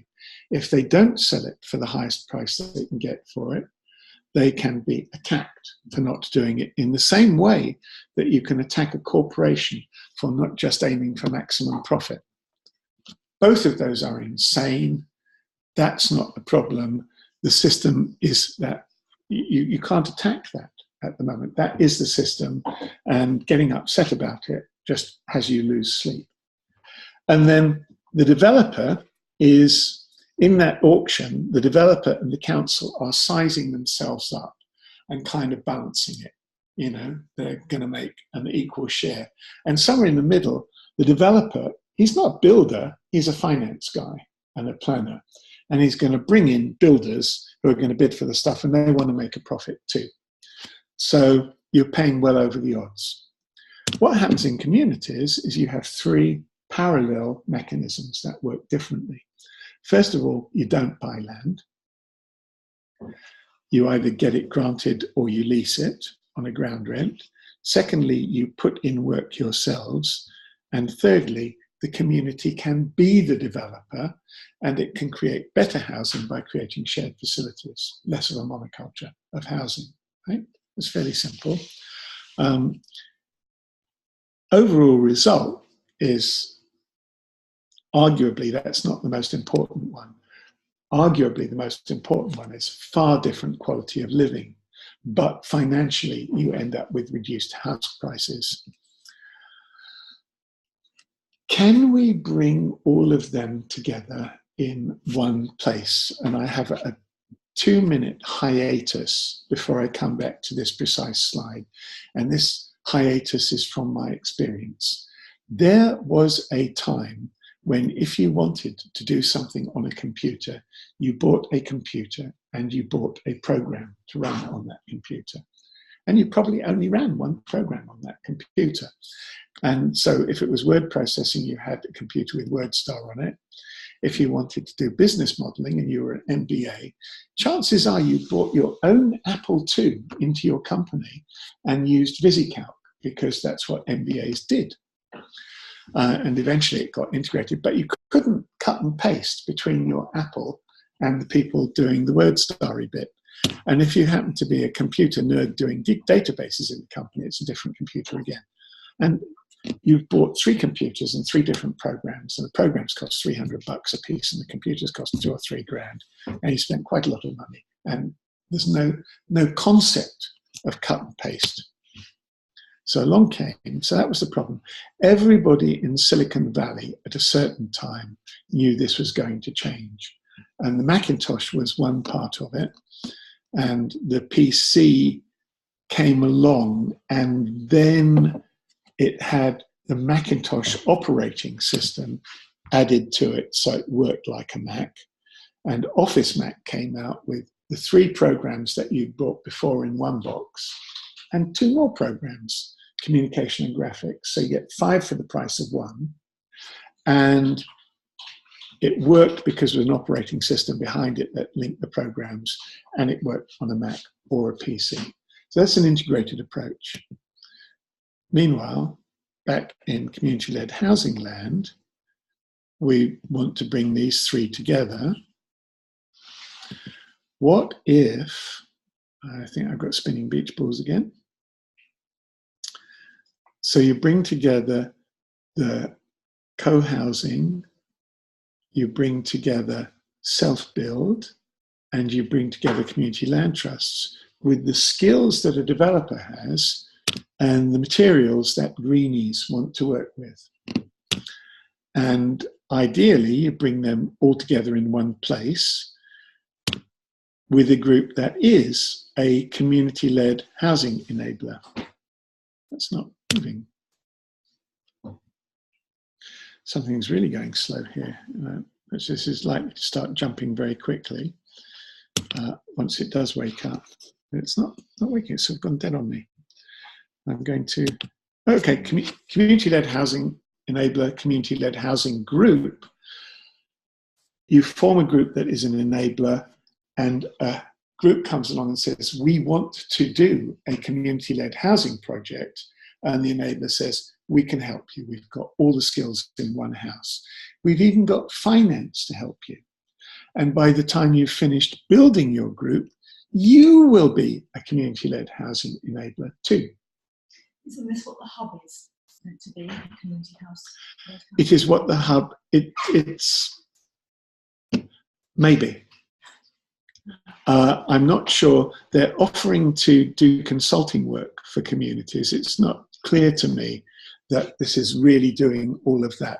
And it's certainly, as far as I can tell, they're not offering to finance groups that they will work with.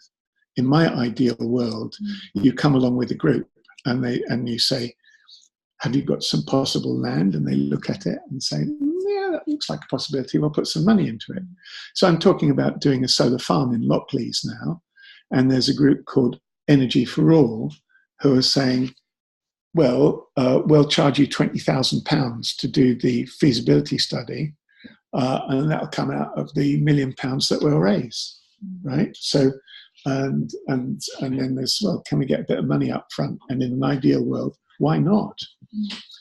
So to do this, you need an operating system and hardware in the computer analogy. In my analogy, we've already got a piece of hardware. It's called Hamilton House. And we've got a first version of an operating system. It's called Coexist. Second version of the operating system would be Theory U and U Labs, because that is a common language for groups to work with rather than one group that's got a way of working that they're comfortable with. And this is a course that comes out of MIT, which is very clearly talking about shifting from ecosystems to ecosystems. And you can think of a corporation as an ecosystem dominated by an ecosystem. It's also an ecosystem, but its primary role is to keep the corporation alive and expanding, and not to preserve and develop and cherish and nourish a planetary ecosystem. Whereas Otto Scharmer's system is very much about how you do these things. And the idea and I find this really important, the idea in a ULab process is people come together with open mind, not with barriers in the mind. Well, you can't possibly do that. And that can be called, you're suspending judgment and you're curious rather than fixed in your thinking. Similarly, with an open heart, you're not being critical, and in fact, you're being empathic, a positive quality. Open will is about letting go of fear, actually, and acting with courage. And if you can do all of that at the same time, Otto Scharmer calls this presencing, right? And the point is, in a conversation where you're presencing, there's the possibility for new things to emerge, because it's not about clashing egos or hearts or whatever. And I observed in the early days that this was how Martin worked. He did something he called holding a space. And in ULabs, what you do is, when you've got holding space, you can crystallize ideas. You can bring out new ideas. New ideas come out. Martin actually called that going for coffee. So you get away from work and you do your blue skies thinking. And in ULabs, the idea is that you then, once again, it's not letting me I've hit the forward button. We're in danger of losing the slide if I hit it again. I've hit it again and nothing's happened. So we're waiting for something. But the bit that's going to appear is laying down markers. Martin called prototyping laying down markers, because you do something and people get it that you can do that.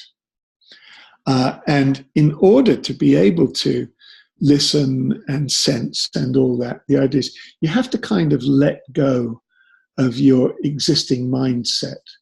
And the discipline for doing that, we called it doing the work. You know, you need to be engaged in some discipline that enables you to shift paradigms, not be stuck in your own thinking.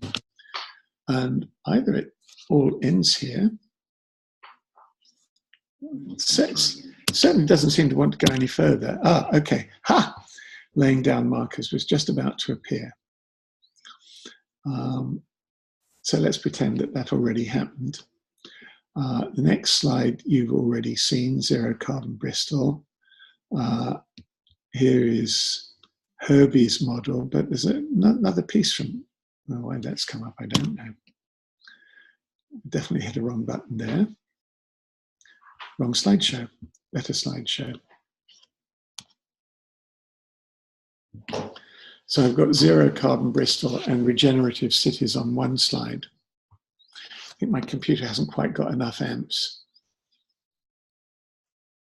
And Herbie Girardet talks about the transition from the old, Athenian city type idea, where you have a city that's fed by its rural hinterland, to this very porous thing we've created with, energy flows going all over the place, Petropolis, and the emergence of Ecopolis, which is far more contained ecosystems around a regenerative city, 100% renewable energy and beyond. Is there anywhere in the world that is done Herbert Giro stuff?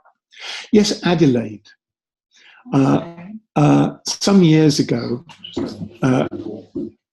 Herbie Girardet was hired by the mayor of Adelaide to be resident environmentalist. And he went out there for 3 months and ran community engagements and came up with a plan, 70% of which has been implemented. So that's quite stunning. We tried to do a little bit of it. This was where Green Capital went a bit wrong. We had 1 week with Herbie Girardet. And then me and Miguel and a few others wrote it up best we could in a document with a couple of pages for energy, food, housing. And we'd had a morning about housing, an afternoon about energy and so on. So it really wasn't time. We created this plan, and the idea was that we would replicate that every year until we were Green Capital. And halfway through the week of writing up, they went off to see the mayor with what was really not very great first draft, and it's not Marvin, an earlier mayor. And the report was just thrown in the bin. And the Green Capital changed leadership. It became, we won the Green Capital competition, and all the ideas that had been developing slowly, sort of, the Green Capital membership doubled. There were loads of groups. They didn't talk to each other. We didn't work to develop an integrated plan, and we didn't have an integrated plan. So that process is still possible. Is that ever going to happen? Well, I think it's much more likely to happen from an incubator that has this vision, and from Eco-Village that is a real Eco-Village. So I think, becoming Green Capital was a step to becoming a Green Capital, in some way. Sorry? The you guy. Otto Sharma. There's an online course you can do. The online course is called ULabs. It's been run 4 times since. The theory book is Theory U. And Otto Sharma developed this online course, which has run 4 times. The last 3 times it ran out of Hamilton House. And after the first time, it created some spin-off.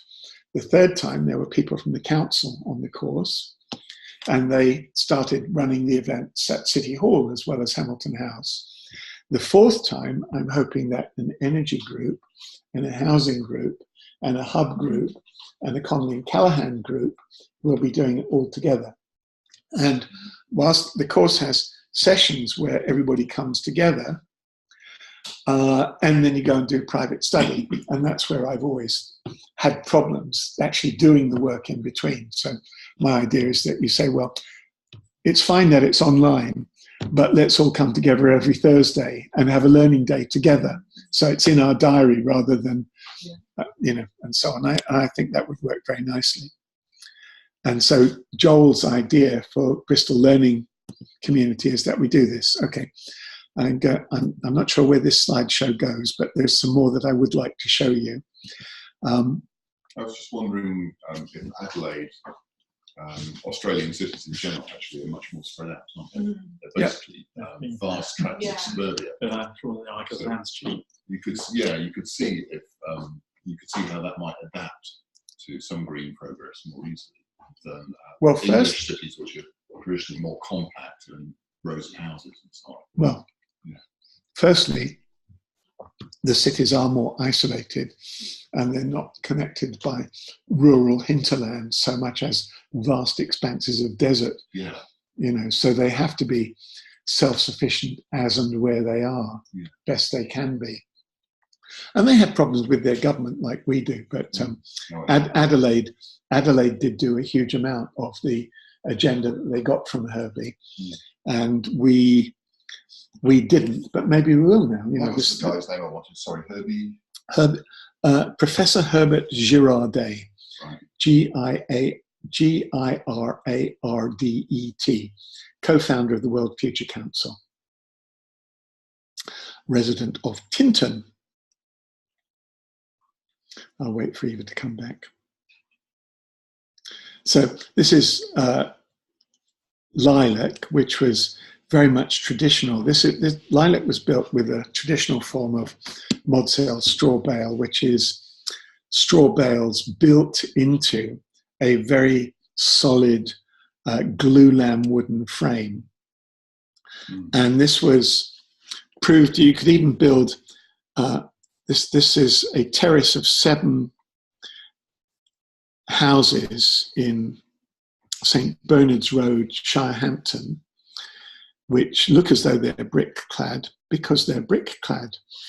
And the planners in Shirehampton said, anything that you build here has to match the character of the local area.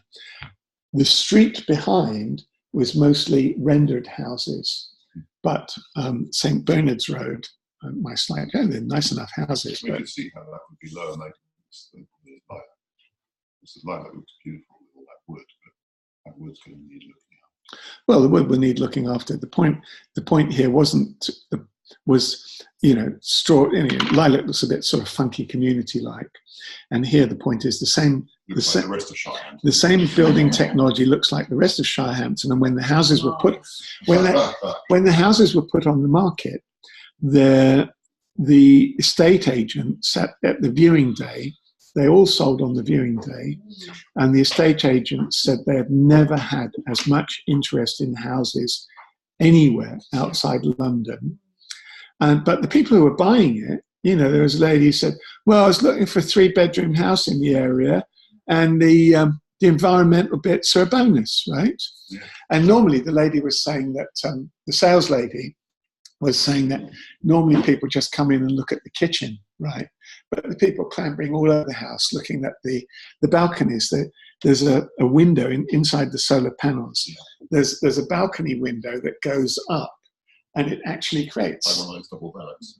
Yeah, it opens up to be a little porch or a little wall, a little balcony. There's a little balcony. It's not just an open window. Yeah, it's really about with a house. It doesn't matter whether it's brick or wood on the outside. It's about how it is. Yeah. And so we've done experiments on construction technology. And I should really I have restarted the computer, so. That's what a you just for a moment saw how thick Wow. the mod cell is. They have a new thinner version of it, which is not whole straw bales anymore, but you are sequestering serious amounts of carbon. And as a building material, there's a little animation here that illustrates the difference between the different insulation materials you can use to create a highly insulated house. I've been looking at that this week, trying to figure out what the most efficient is. I don't know if you've got an opinion. Well, that's sorry. I don't need an opinion. I've got a graph, which has got the research, right? So you've got mineral wool, glass fiber, and so on, right? And going up, there is the amount. So over on the right is the amount of energy that you put into making it, and going up is now I forget that embedded energy and global warming potential. In other words, the so when your hemp lime has got hemp in it, so you've got some embedded energy. You've sequestered something, right? But there and there wasn't as much energy required to make it as there is for mineral wool, right? But then when it comes to straw bale, that's where straw bale is, right? Because you're sequestering a huge amount of carbon and you haven't put a load of energy into making it. Right? It's just come off the back of a baler. Right? But what about in terms of which material provides the maximum insulation value per depth of insulation? Do you know that? I do, as a matter of fact. Sorry to interrupt. The material that provides the most insulation per depth of insulation. I haven't really sussed it out yet. There's R values, aren't there? And U values. Yeah. The material that provides the most insulation per level of insulation is aerogel. Just showing it to the camera. These are two 10mm samples of aerogel, and that is four thicknesses of that, and you're up to passive house. Oh, cool. So it's foil backed, so it's got a moisture barrier. Well, one of those pieces is foil backed, and one of them isn't, right? And the foil back also provides. You've got a choice. The point is, this is just it's made of it's a silica gel from which magically all the water in the gel has been extracted to create a water repellent but permeable thing. And what's this stuff called? It's called aerogel. If you look up AEROGEL, you will go down a very deep and very long technology rabbit hole. So will you line an existing wall with this? Well, when we went and saw BT Passive, right, what you actually saw was they had a wonderful frame, and either side of the frame, they put a fireproof barrier. That is a fireproof barrier, and it's an insulator. So they then filled the whole thing with whatever, which we didn't like, which was petrochemical, but could have been something else, right? But actually, you could have just left it with nothing and put aerogel there, and you're done. Aerogels are extremely expensive, but like solar panels, they're getting much cheaper. Does that mean that you could reduce the frame size as well? Have a slim frame with aerogel each side? Well, what you see in America, that one thing, when we did the Pennywell Road houses, we were, the engineer was just about, had put in an order for what's called a SIP panel, which is plywood either side of polystyrene foam. And I was saying, that's Grenfell Tower type material, well before Grenfell Tower happened. You don't want to be putting petrochemicals in houses. You know, really, really, really, you seriously don't. And you don't want to be putting petrochemicals with flame retardants in houses, because they still burn. It's just they give off more toxins when the house burns, right? You just don't want to be doing this, you know. People are used to building with those, aren't But so imagine Grenfell Tower with a solar panel with this behind it on the outside. So it generates the energy and it insulates the house. If you put this, so there is a Dutch system called Energiesprong, and we have a meeting about it on Tuesday. Everybody's going crazy about it because it's a way of retrofitting houses so that they become properly energy efficient, almost passive house standard. And it's basically you put another house outside the existing house. And their target is to get the cost down to £40,000 a house. And their idea is that that will get paid off by reductions in energy bills. Well, hang on.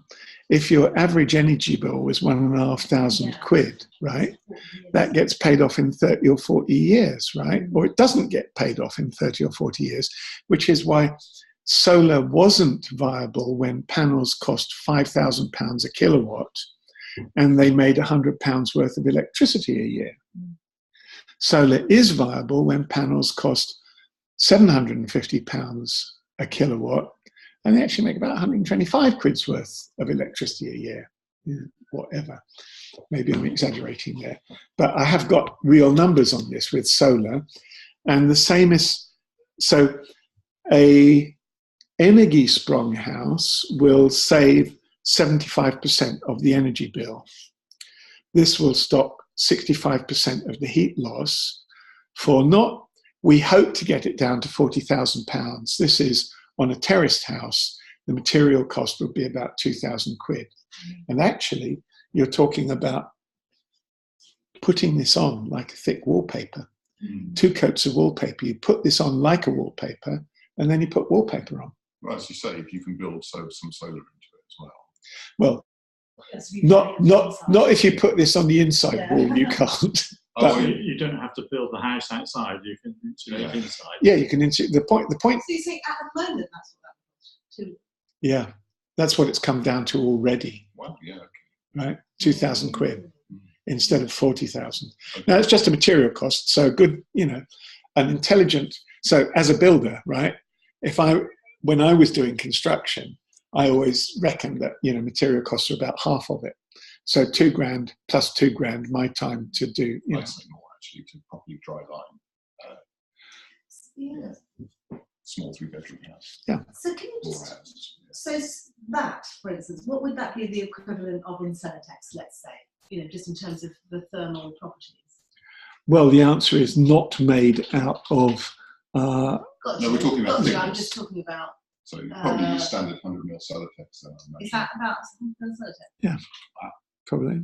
So that's still. So we're on a sort of par with space blanket, or whatever the real term is. Whatever. Yeah, that 10 layer. Yeah, that's really. Yeah. It's supposed to be really good. I don't know. But you then have to then. So put a gas it's well worth thinking about in any way. And this is the point, that our high-tech future is a high-tech future, right? And imagine this for camper vans or caravans, or boats. Yeah. Boats, right? Lovely. So who makes this? Aerogel do. Aerogel.co.uk. They're an English company. They are closely connected with aerogel.com, I think, or whatever. But anyway, just look up Aerogel and you find a provider, and you can get, for 20 quid post and packing, you can get a box of samples. And that's what I did.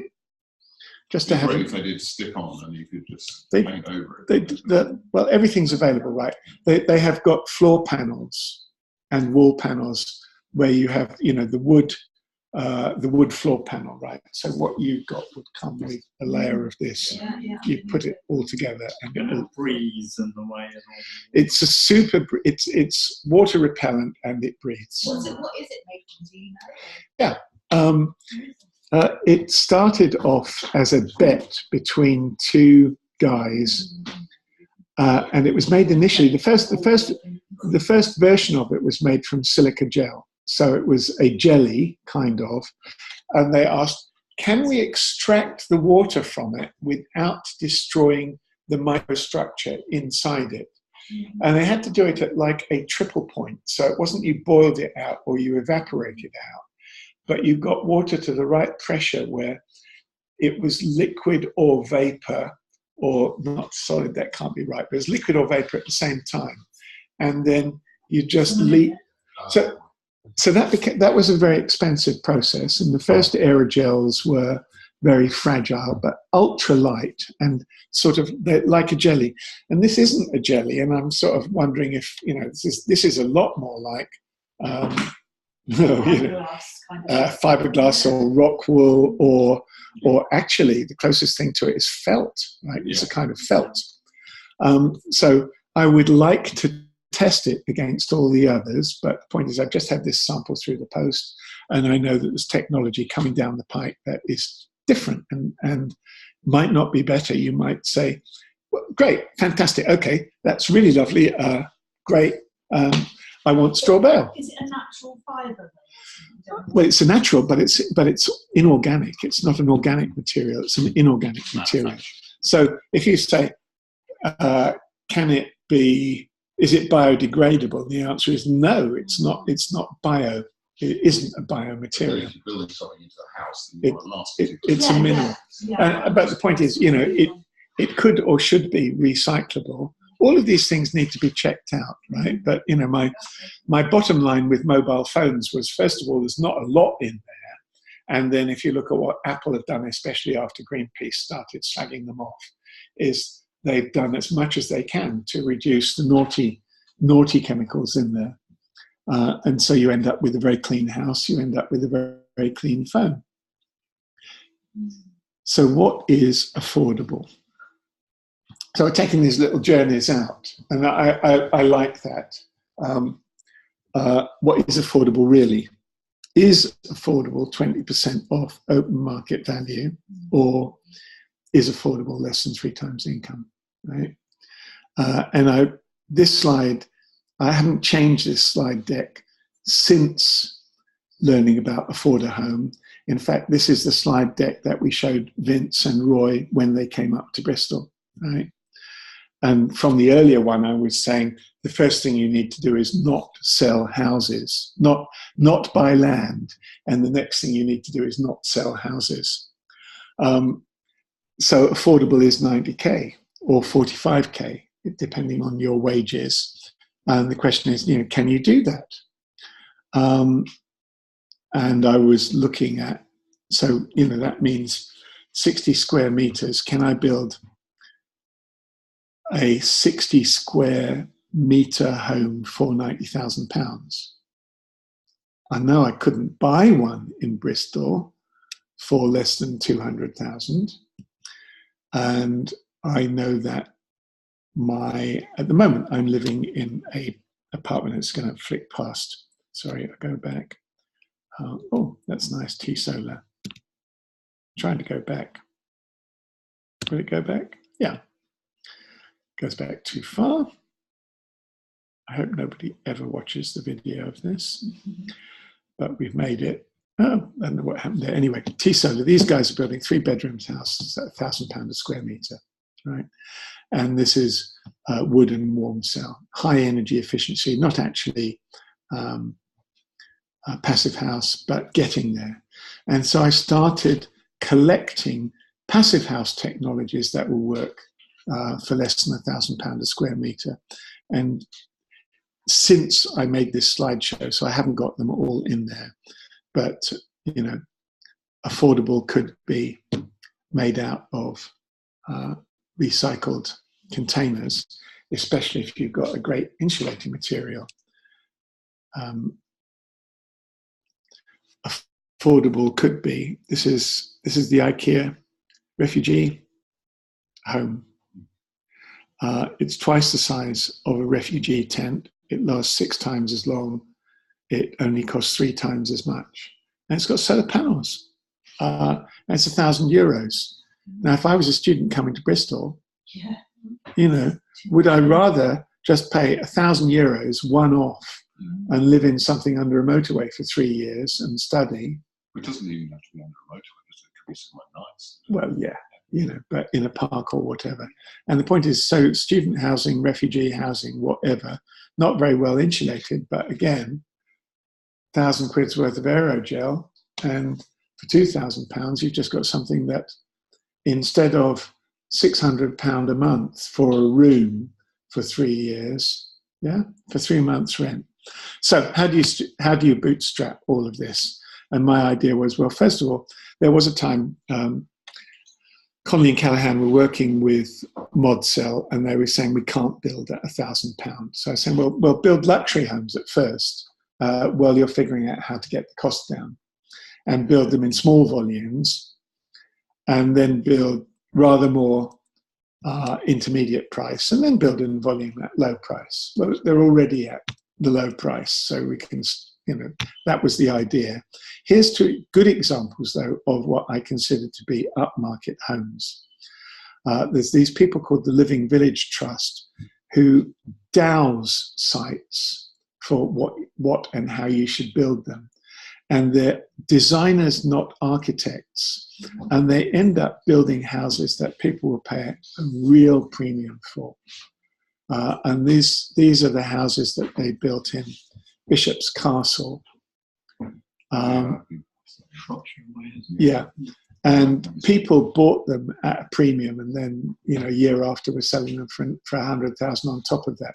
And the people in Bishop's Castle were saying, "Oh, we don't like them," but actually, people from London were saying we love them, right? Because they're nice big houses, airy, light, warm, all of those things. They're just super houses, and people will pay a premium for them.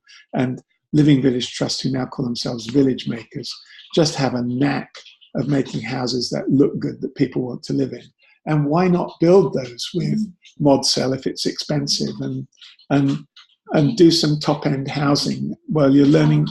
Yeah. So that would actually, that's another version of what we're thinking about with regen, right? I mean, I would like to, this is La Casa por el Tejado, and watch what's happening in the bottom left. This is building a rooftop luxury apartment in a warehouse. So what you're seeing in the top is a luxury apartment there, and what you're seeing in the bottom is that luxury apartment being built in a warehouse. It's a modular. It's going to be lifted in by crane. And these guys are absolute experts at it. And La Casa por el Tejado is the Spanish equivalent of the horse before the cart. It's building the house on the roof, right? And this is what they're doing in Barcelona to add houses to the city without adding any building, right? 8 weeks in, they're ready to ship it out. So this whole process takes a year from knocking on the door and saying, do you own your house or are you members of a community? And they have two different deals for whether you're the block owner or whether you're a community of people in it. Either way, you probably can't afford to upgrade the house, right?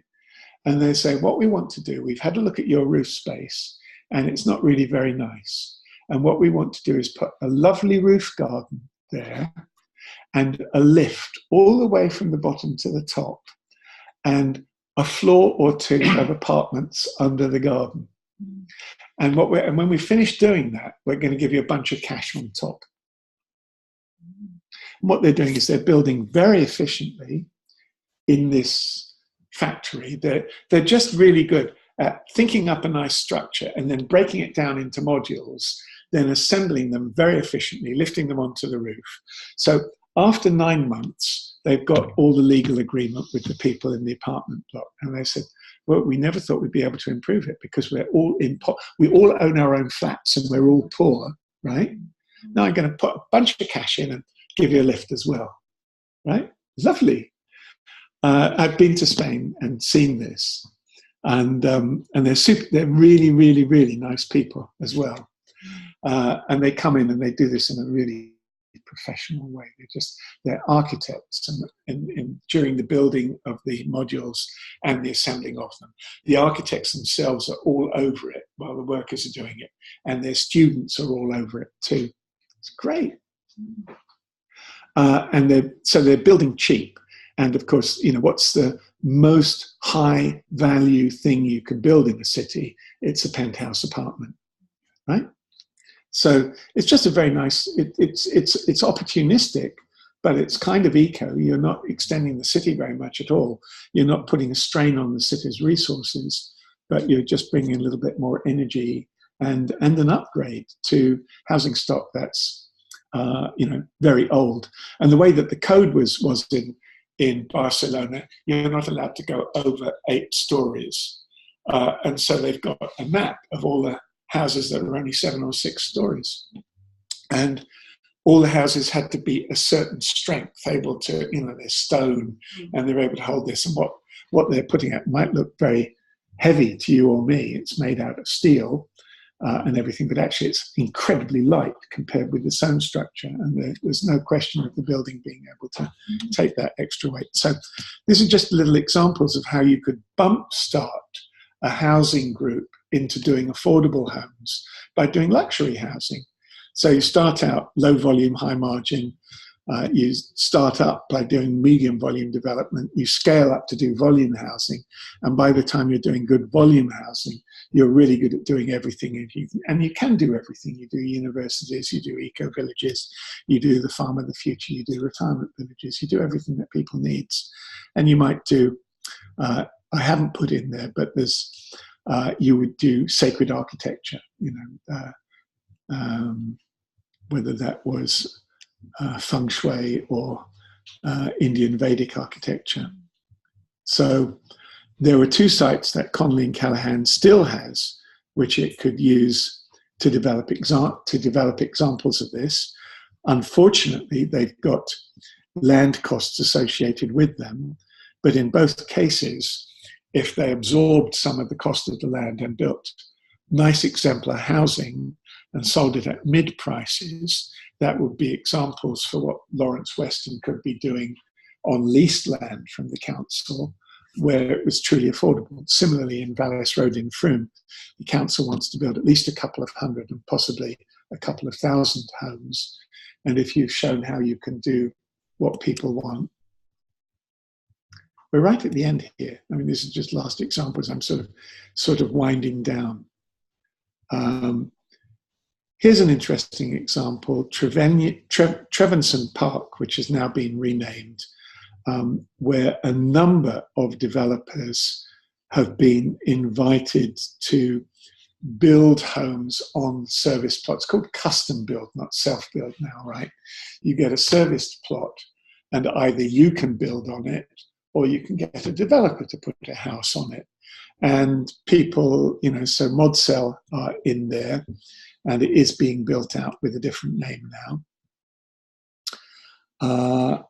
And that's a little bit like the Almera thing, where the regen village are nearby, taking a patch of land to do a regen village. And here I'm just sort of showing an example. First contact between your community housing-led housing hub, right, and a group. You engage with the community and do a plan. You form a partnership and a red book. Then you end up building it out. The point is you're not a developer. You're engaging with the community. What does the community want? You work up a plan. You take that back to the community and you say, how do you like that? If people like it well enough, then you build it. Again, this is done before we knew about Afforder Home, West Bridport, West Dorset. And I was starting to, let's take a few projects and look at what the cash flows look like. And these are, money coming in or money being spent. But I mean, this is just so you have a spreadsheet. And spreadsheet isn't a whole lot more than that. And then there was a question of, could Connolly and Callaghan do this? And this is a little slide about business models, how they've got a lovely business, which is unfortunately providing emergency shelter accommodation, which is a growth market in a climate of austerity economy. And it's very profitable. And we're starting to see a new business model. And the question is, when does the new business model take over? And there has to be the emergence of a validated model. And when I put this slide together, Afforder Home wasn't there.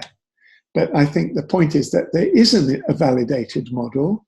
and there's a validated model for hubs, and we now have validated models for energy. So all these transition ideas are there, and I put Gandhi's comments on this, which is, and I wish these transitions were happening when I press the button rather than waiting for more time to talk.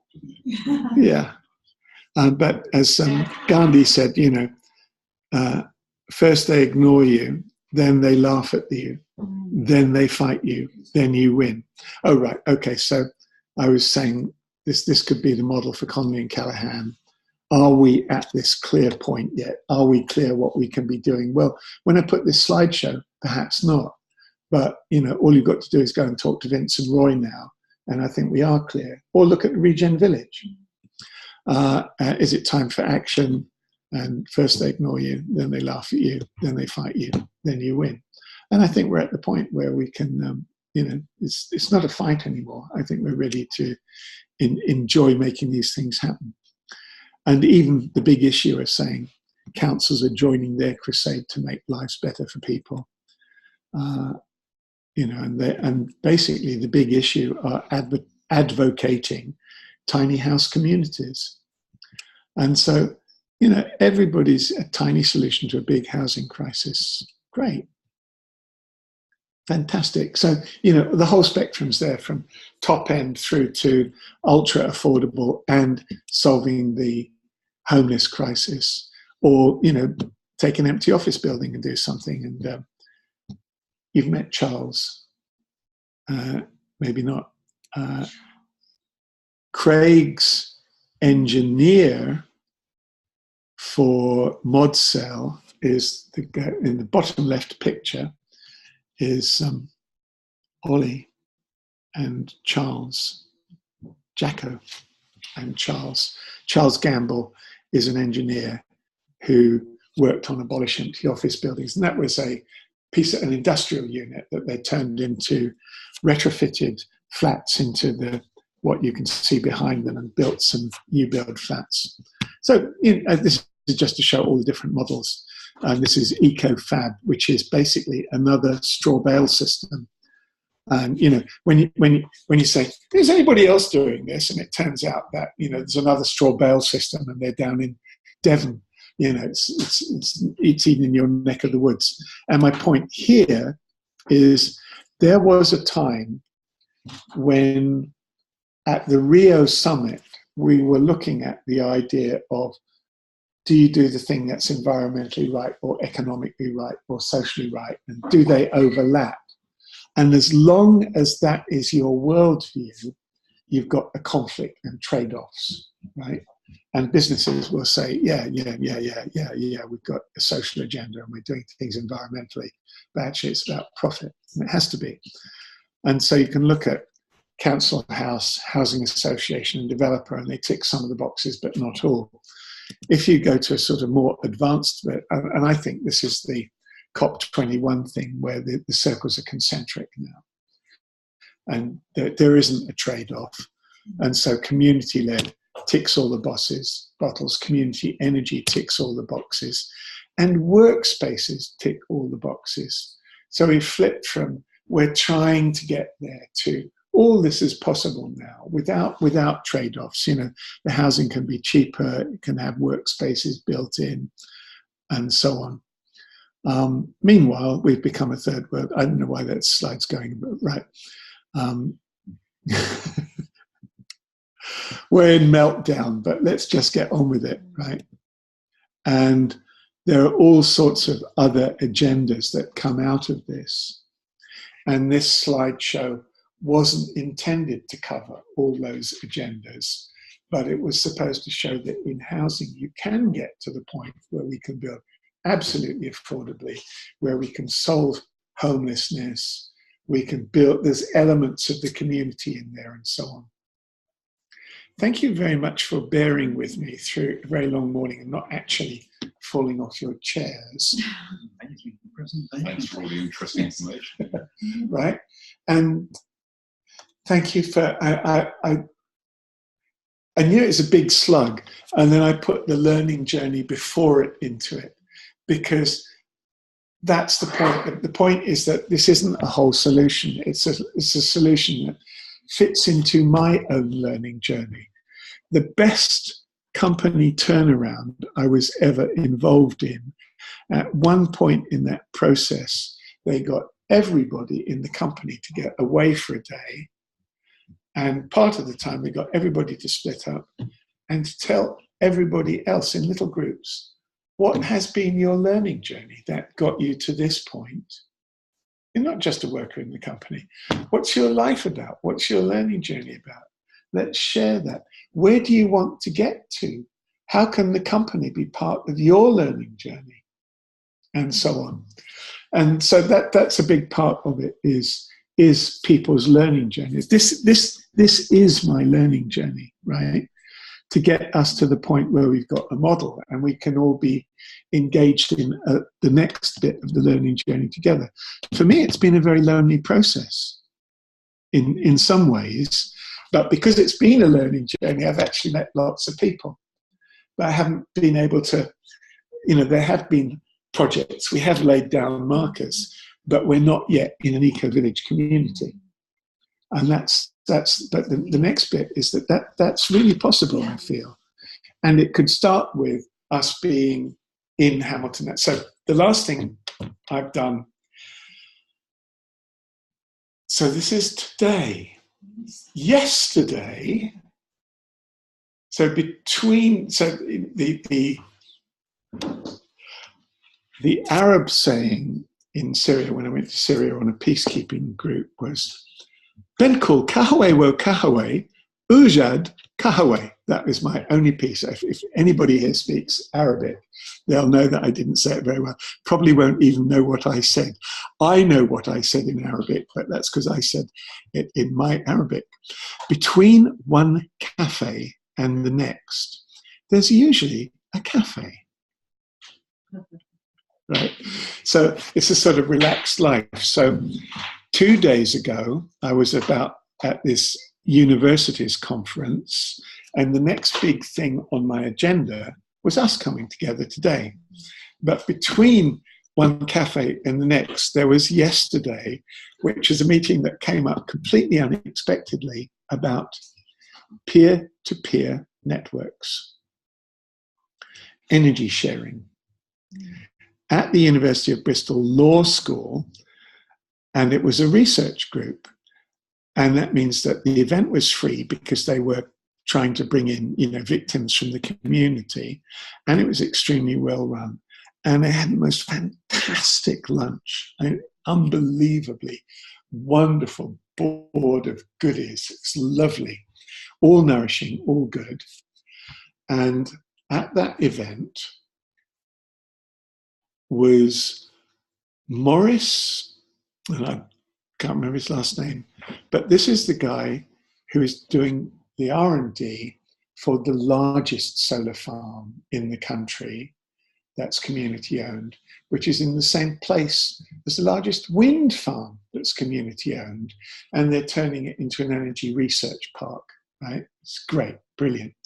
He really wants to come to Bristol and bring all of that, just at the time that City Leaps come out.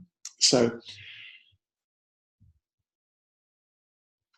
at the end, I talked to Paul Fair, who I know very well, who is the development director for Energy for All.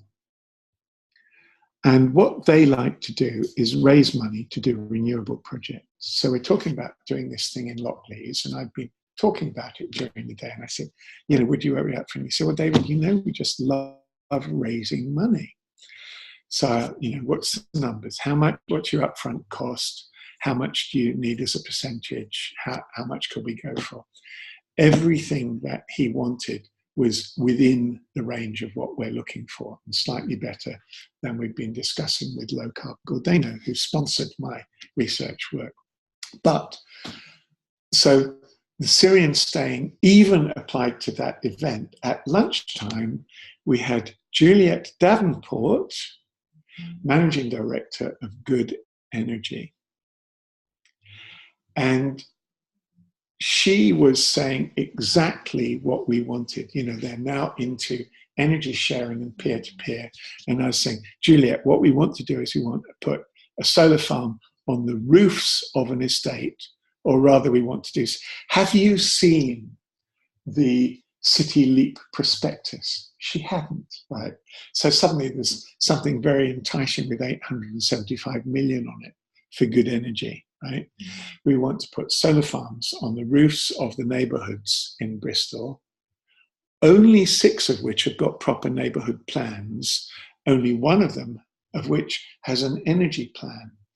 But what if we put all the neighbourhood partnerships that haven't got neighbourhood plans and the ones that haven't got an energy plan through our incubator and get them all a neighbourhood plan and get them all an energy group? And then instead of putting a solar farm on Lockleys, we put one on each of the 14 neighbourhood partnerships in Bristol. And the thing is, the one thing that would upset them is the idea of running an energy co-op. And the thing that Energy for All do is they are a super energy co-op that helps you run your energy co-op. So they de-risk it for the neighbourhood partnership to have an energy co-op. And Good Energy can handle the, you join your neighbourhood partnerships energy club, you sign up for Good Energy, and you get an energy bill that's showing you the line where you got some of your energy cheaper because it came from your roof, or some of your energy cheaper because it came from your neighbour's roof. And so between the 2 events that I got lined up was another event, and in the middle of, and there were 3 great things came out of it, and between 2 of them, there was one in the middle. It was, somebody who'll help us scale up absolutely the best in renewables from the biggest community project yet, an energy company who can do the billing, and a co-op. So that is the renewable energy hub, if you see what I mean.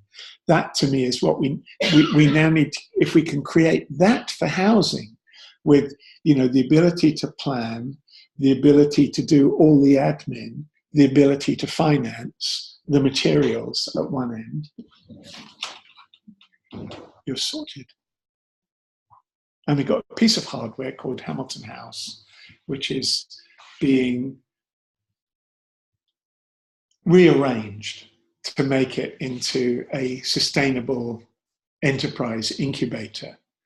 And there's every reason to think that we would do at least half the Lockleys work in Lockleys itself because they've got a hub. But equally, if you're planning to do it for 14 neighbourhood partnerships, then you've got a central group operating out of. So here's my point. And my sandwich for Lockleys is that there's, in £1 million worth of solar, there's £800,000 worth of solar installations, a third of which is people, right? So it's work done by people. So there's £750,000 worth of electricians and apprenticeships. So £250,000 worth of electricians plus apprenticeships. So and let's let them get a degree at the same time, right? So there's apprenticeships come with you're working towards a funded degree. But at the top and the bottom, there's £100,000 for doing the community engagement, right? So we've actually got to run the project. So there's £100,000 to hire people from Lockleys Neighbourhood Partnership and anywhere to set up this group, some of whom will have energy experience, some of whom need to have, I like working with communities and engaging with communities experience. And at the other end of the sandwich, there's another 100 grand, which is, actually it's contingency, but you have another £100,000 there so you've got £200,000 to go with the team to put this £1 million worth of solar on. And then you say, well, tell you what, why don't we start off with 5 million quid's worth of solar? And then we've got £1 million to spend on people to plan this for Bristol. And then you bring all your friends and neighbours in from all the other projects, and you say, we can be working on all the other projects while we're putting up solar. Are you receiving me over? Kind of. A bit overloaded, right? But the point is, there is a kind of next steps, which is that for every project that we do, there's an education component, a housing component, and an energy component. And the team that's planning the eco-village could be working on, and you go up into Lockleys and they're talking about planning 1,200 homes, right? So you can be helping Lockleys plan their 1,200 homes whilst knocking out an eco-village on the side, whilst knocking out a degree, knocking out a Master's in Sustainable Communities, which is what an MSc stands for these days, or a Bachelor's in Sustainable Communities. So, how is this the kind of thing that Andrew and Conley and Callahan are up for doing? Because he's head of sustainable enterprise in Conley and Callahan. Does that mean creating a? Well, we have to do a presentation with the family. I want you to be there so that Mairead sees that she's not the only woman in the room, frankly, right? But she will be there with her mother and her aunts, who are now, the money behind the business. And, so imagine that this becomes a rehearsal, right? Because what we've gone through is what I learned by working with Martin, which I never showed to Martin because I didn't have to, because all I was doing was documenting what I'd learned with him, right? So, I mean, he saw bits of it, but, and when he would come into the room, we would talk about the vision, and he would say two things. He would say, whenever I'm feeling a bit low, I go and talk to David, right? Because he was paying me to carry the vision, right? So I'd always had that. And he also said, David knows how I think. Now, why was that? It was because I was studying how he thought, right? Because what he was doing was very unusual in that he was bringing heart, mind, and everything into what he was doing. It was grounded. It wasn't always what I wanted. I wasn't always at all comfortable with what he did, because every so often he'd say, I don't want to have to do the day-to-day work. I want to work at a higher level. And he'd bring somebody in, say, oh, so-and-so's going to run the company. They really get the vision, right? And they would come in and they wouldn't get the vision. And you can buy books about holacracy and sociocracy and everything that say, I started on this journey because I was trying to run a business and bring people in and run it in a holistic way. And I keep bringing people in and they wouldn't get it. And I didn't get it why they wouldn't get it. And Martin would bring people in and say, it should be obvious what we should be doing. And they would say, don't worry, Martin, I'll save your business. And I was saying, there's nothing wrong with Martin's business. He's running it the way he wants, right? And so there was a day when Martin's managing director was sitting there. Martin was sitting there, and I was sitting here. And the new managing director fired me, right? Because I was superfluous to the business. It wasn't going in that direction. He'd got the structure, and I wasn't in it. And Martin said, well, Greg's firing you, and Greg's the managing director. I've made Greg managing director, and he's firing you. So I'll meet you tomorrow morning for coffee, all right? And he knew I'd be there because there was a time when we were sitting around on the 5th floor, and he was pointing to all the people at the desks running his business. And he said, you'd be here even if I wasn't paying you any money, wouldn't you, David? Right? And so there was a time later on when the bank had told him not to put any money into R&D. And I said, remember when you said I'd be here? And we just grinned at each other. Right? And I was just carrying on. So thank you. Yeah, thank you. What is the time? Yeah, just after 1. So. Okay, so you've had congratulations. We passed the stamina test. Yeah.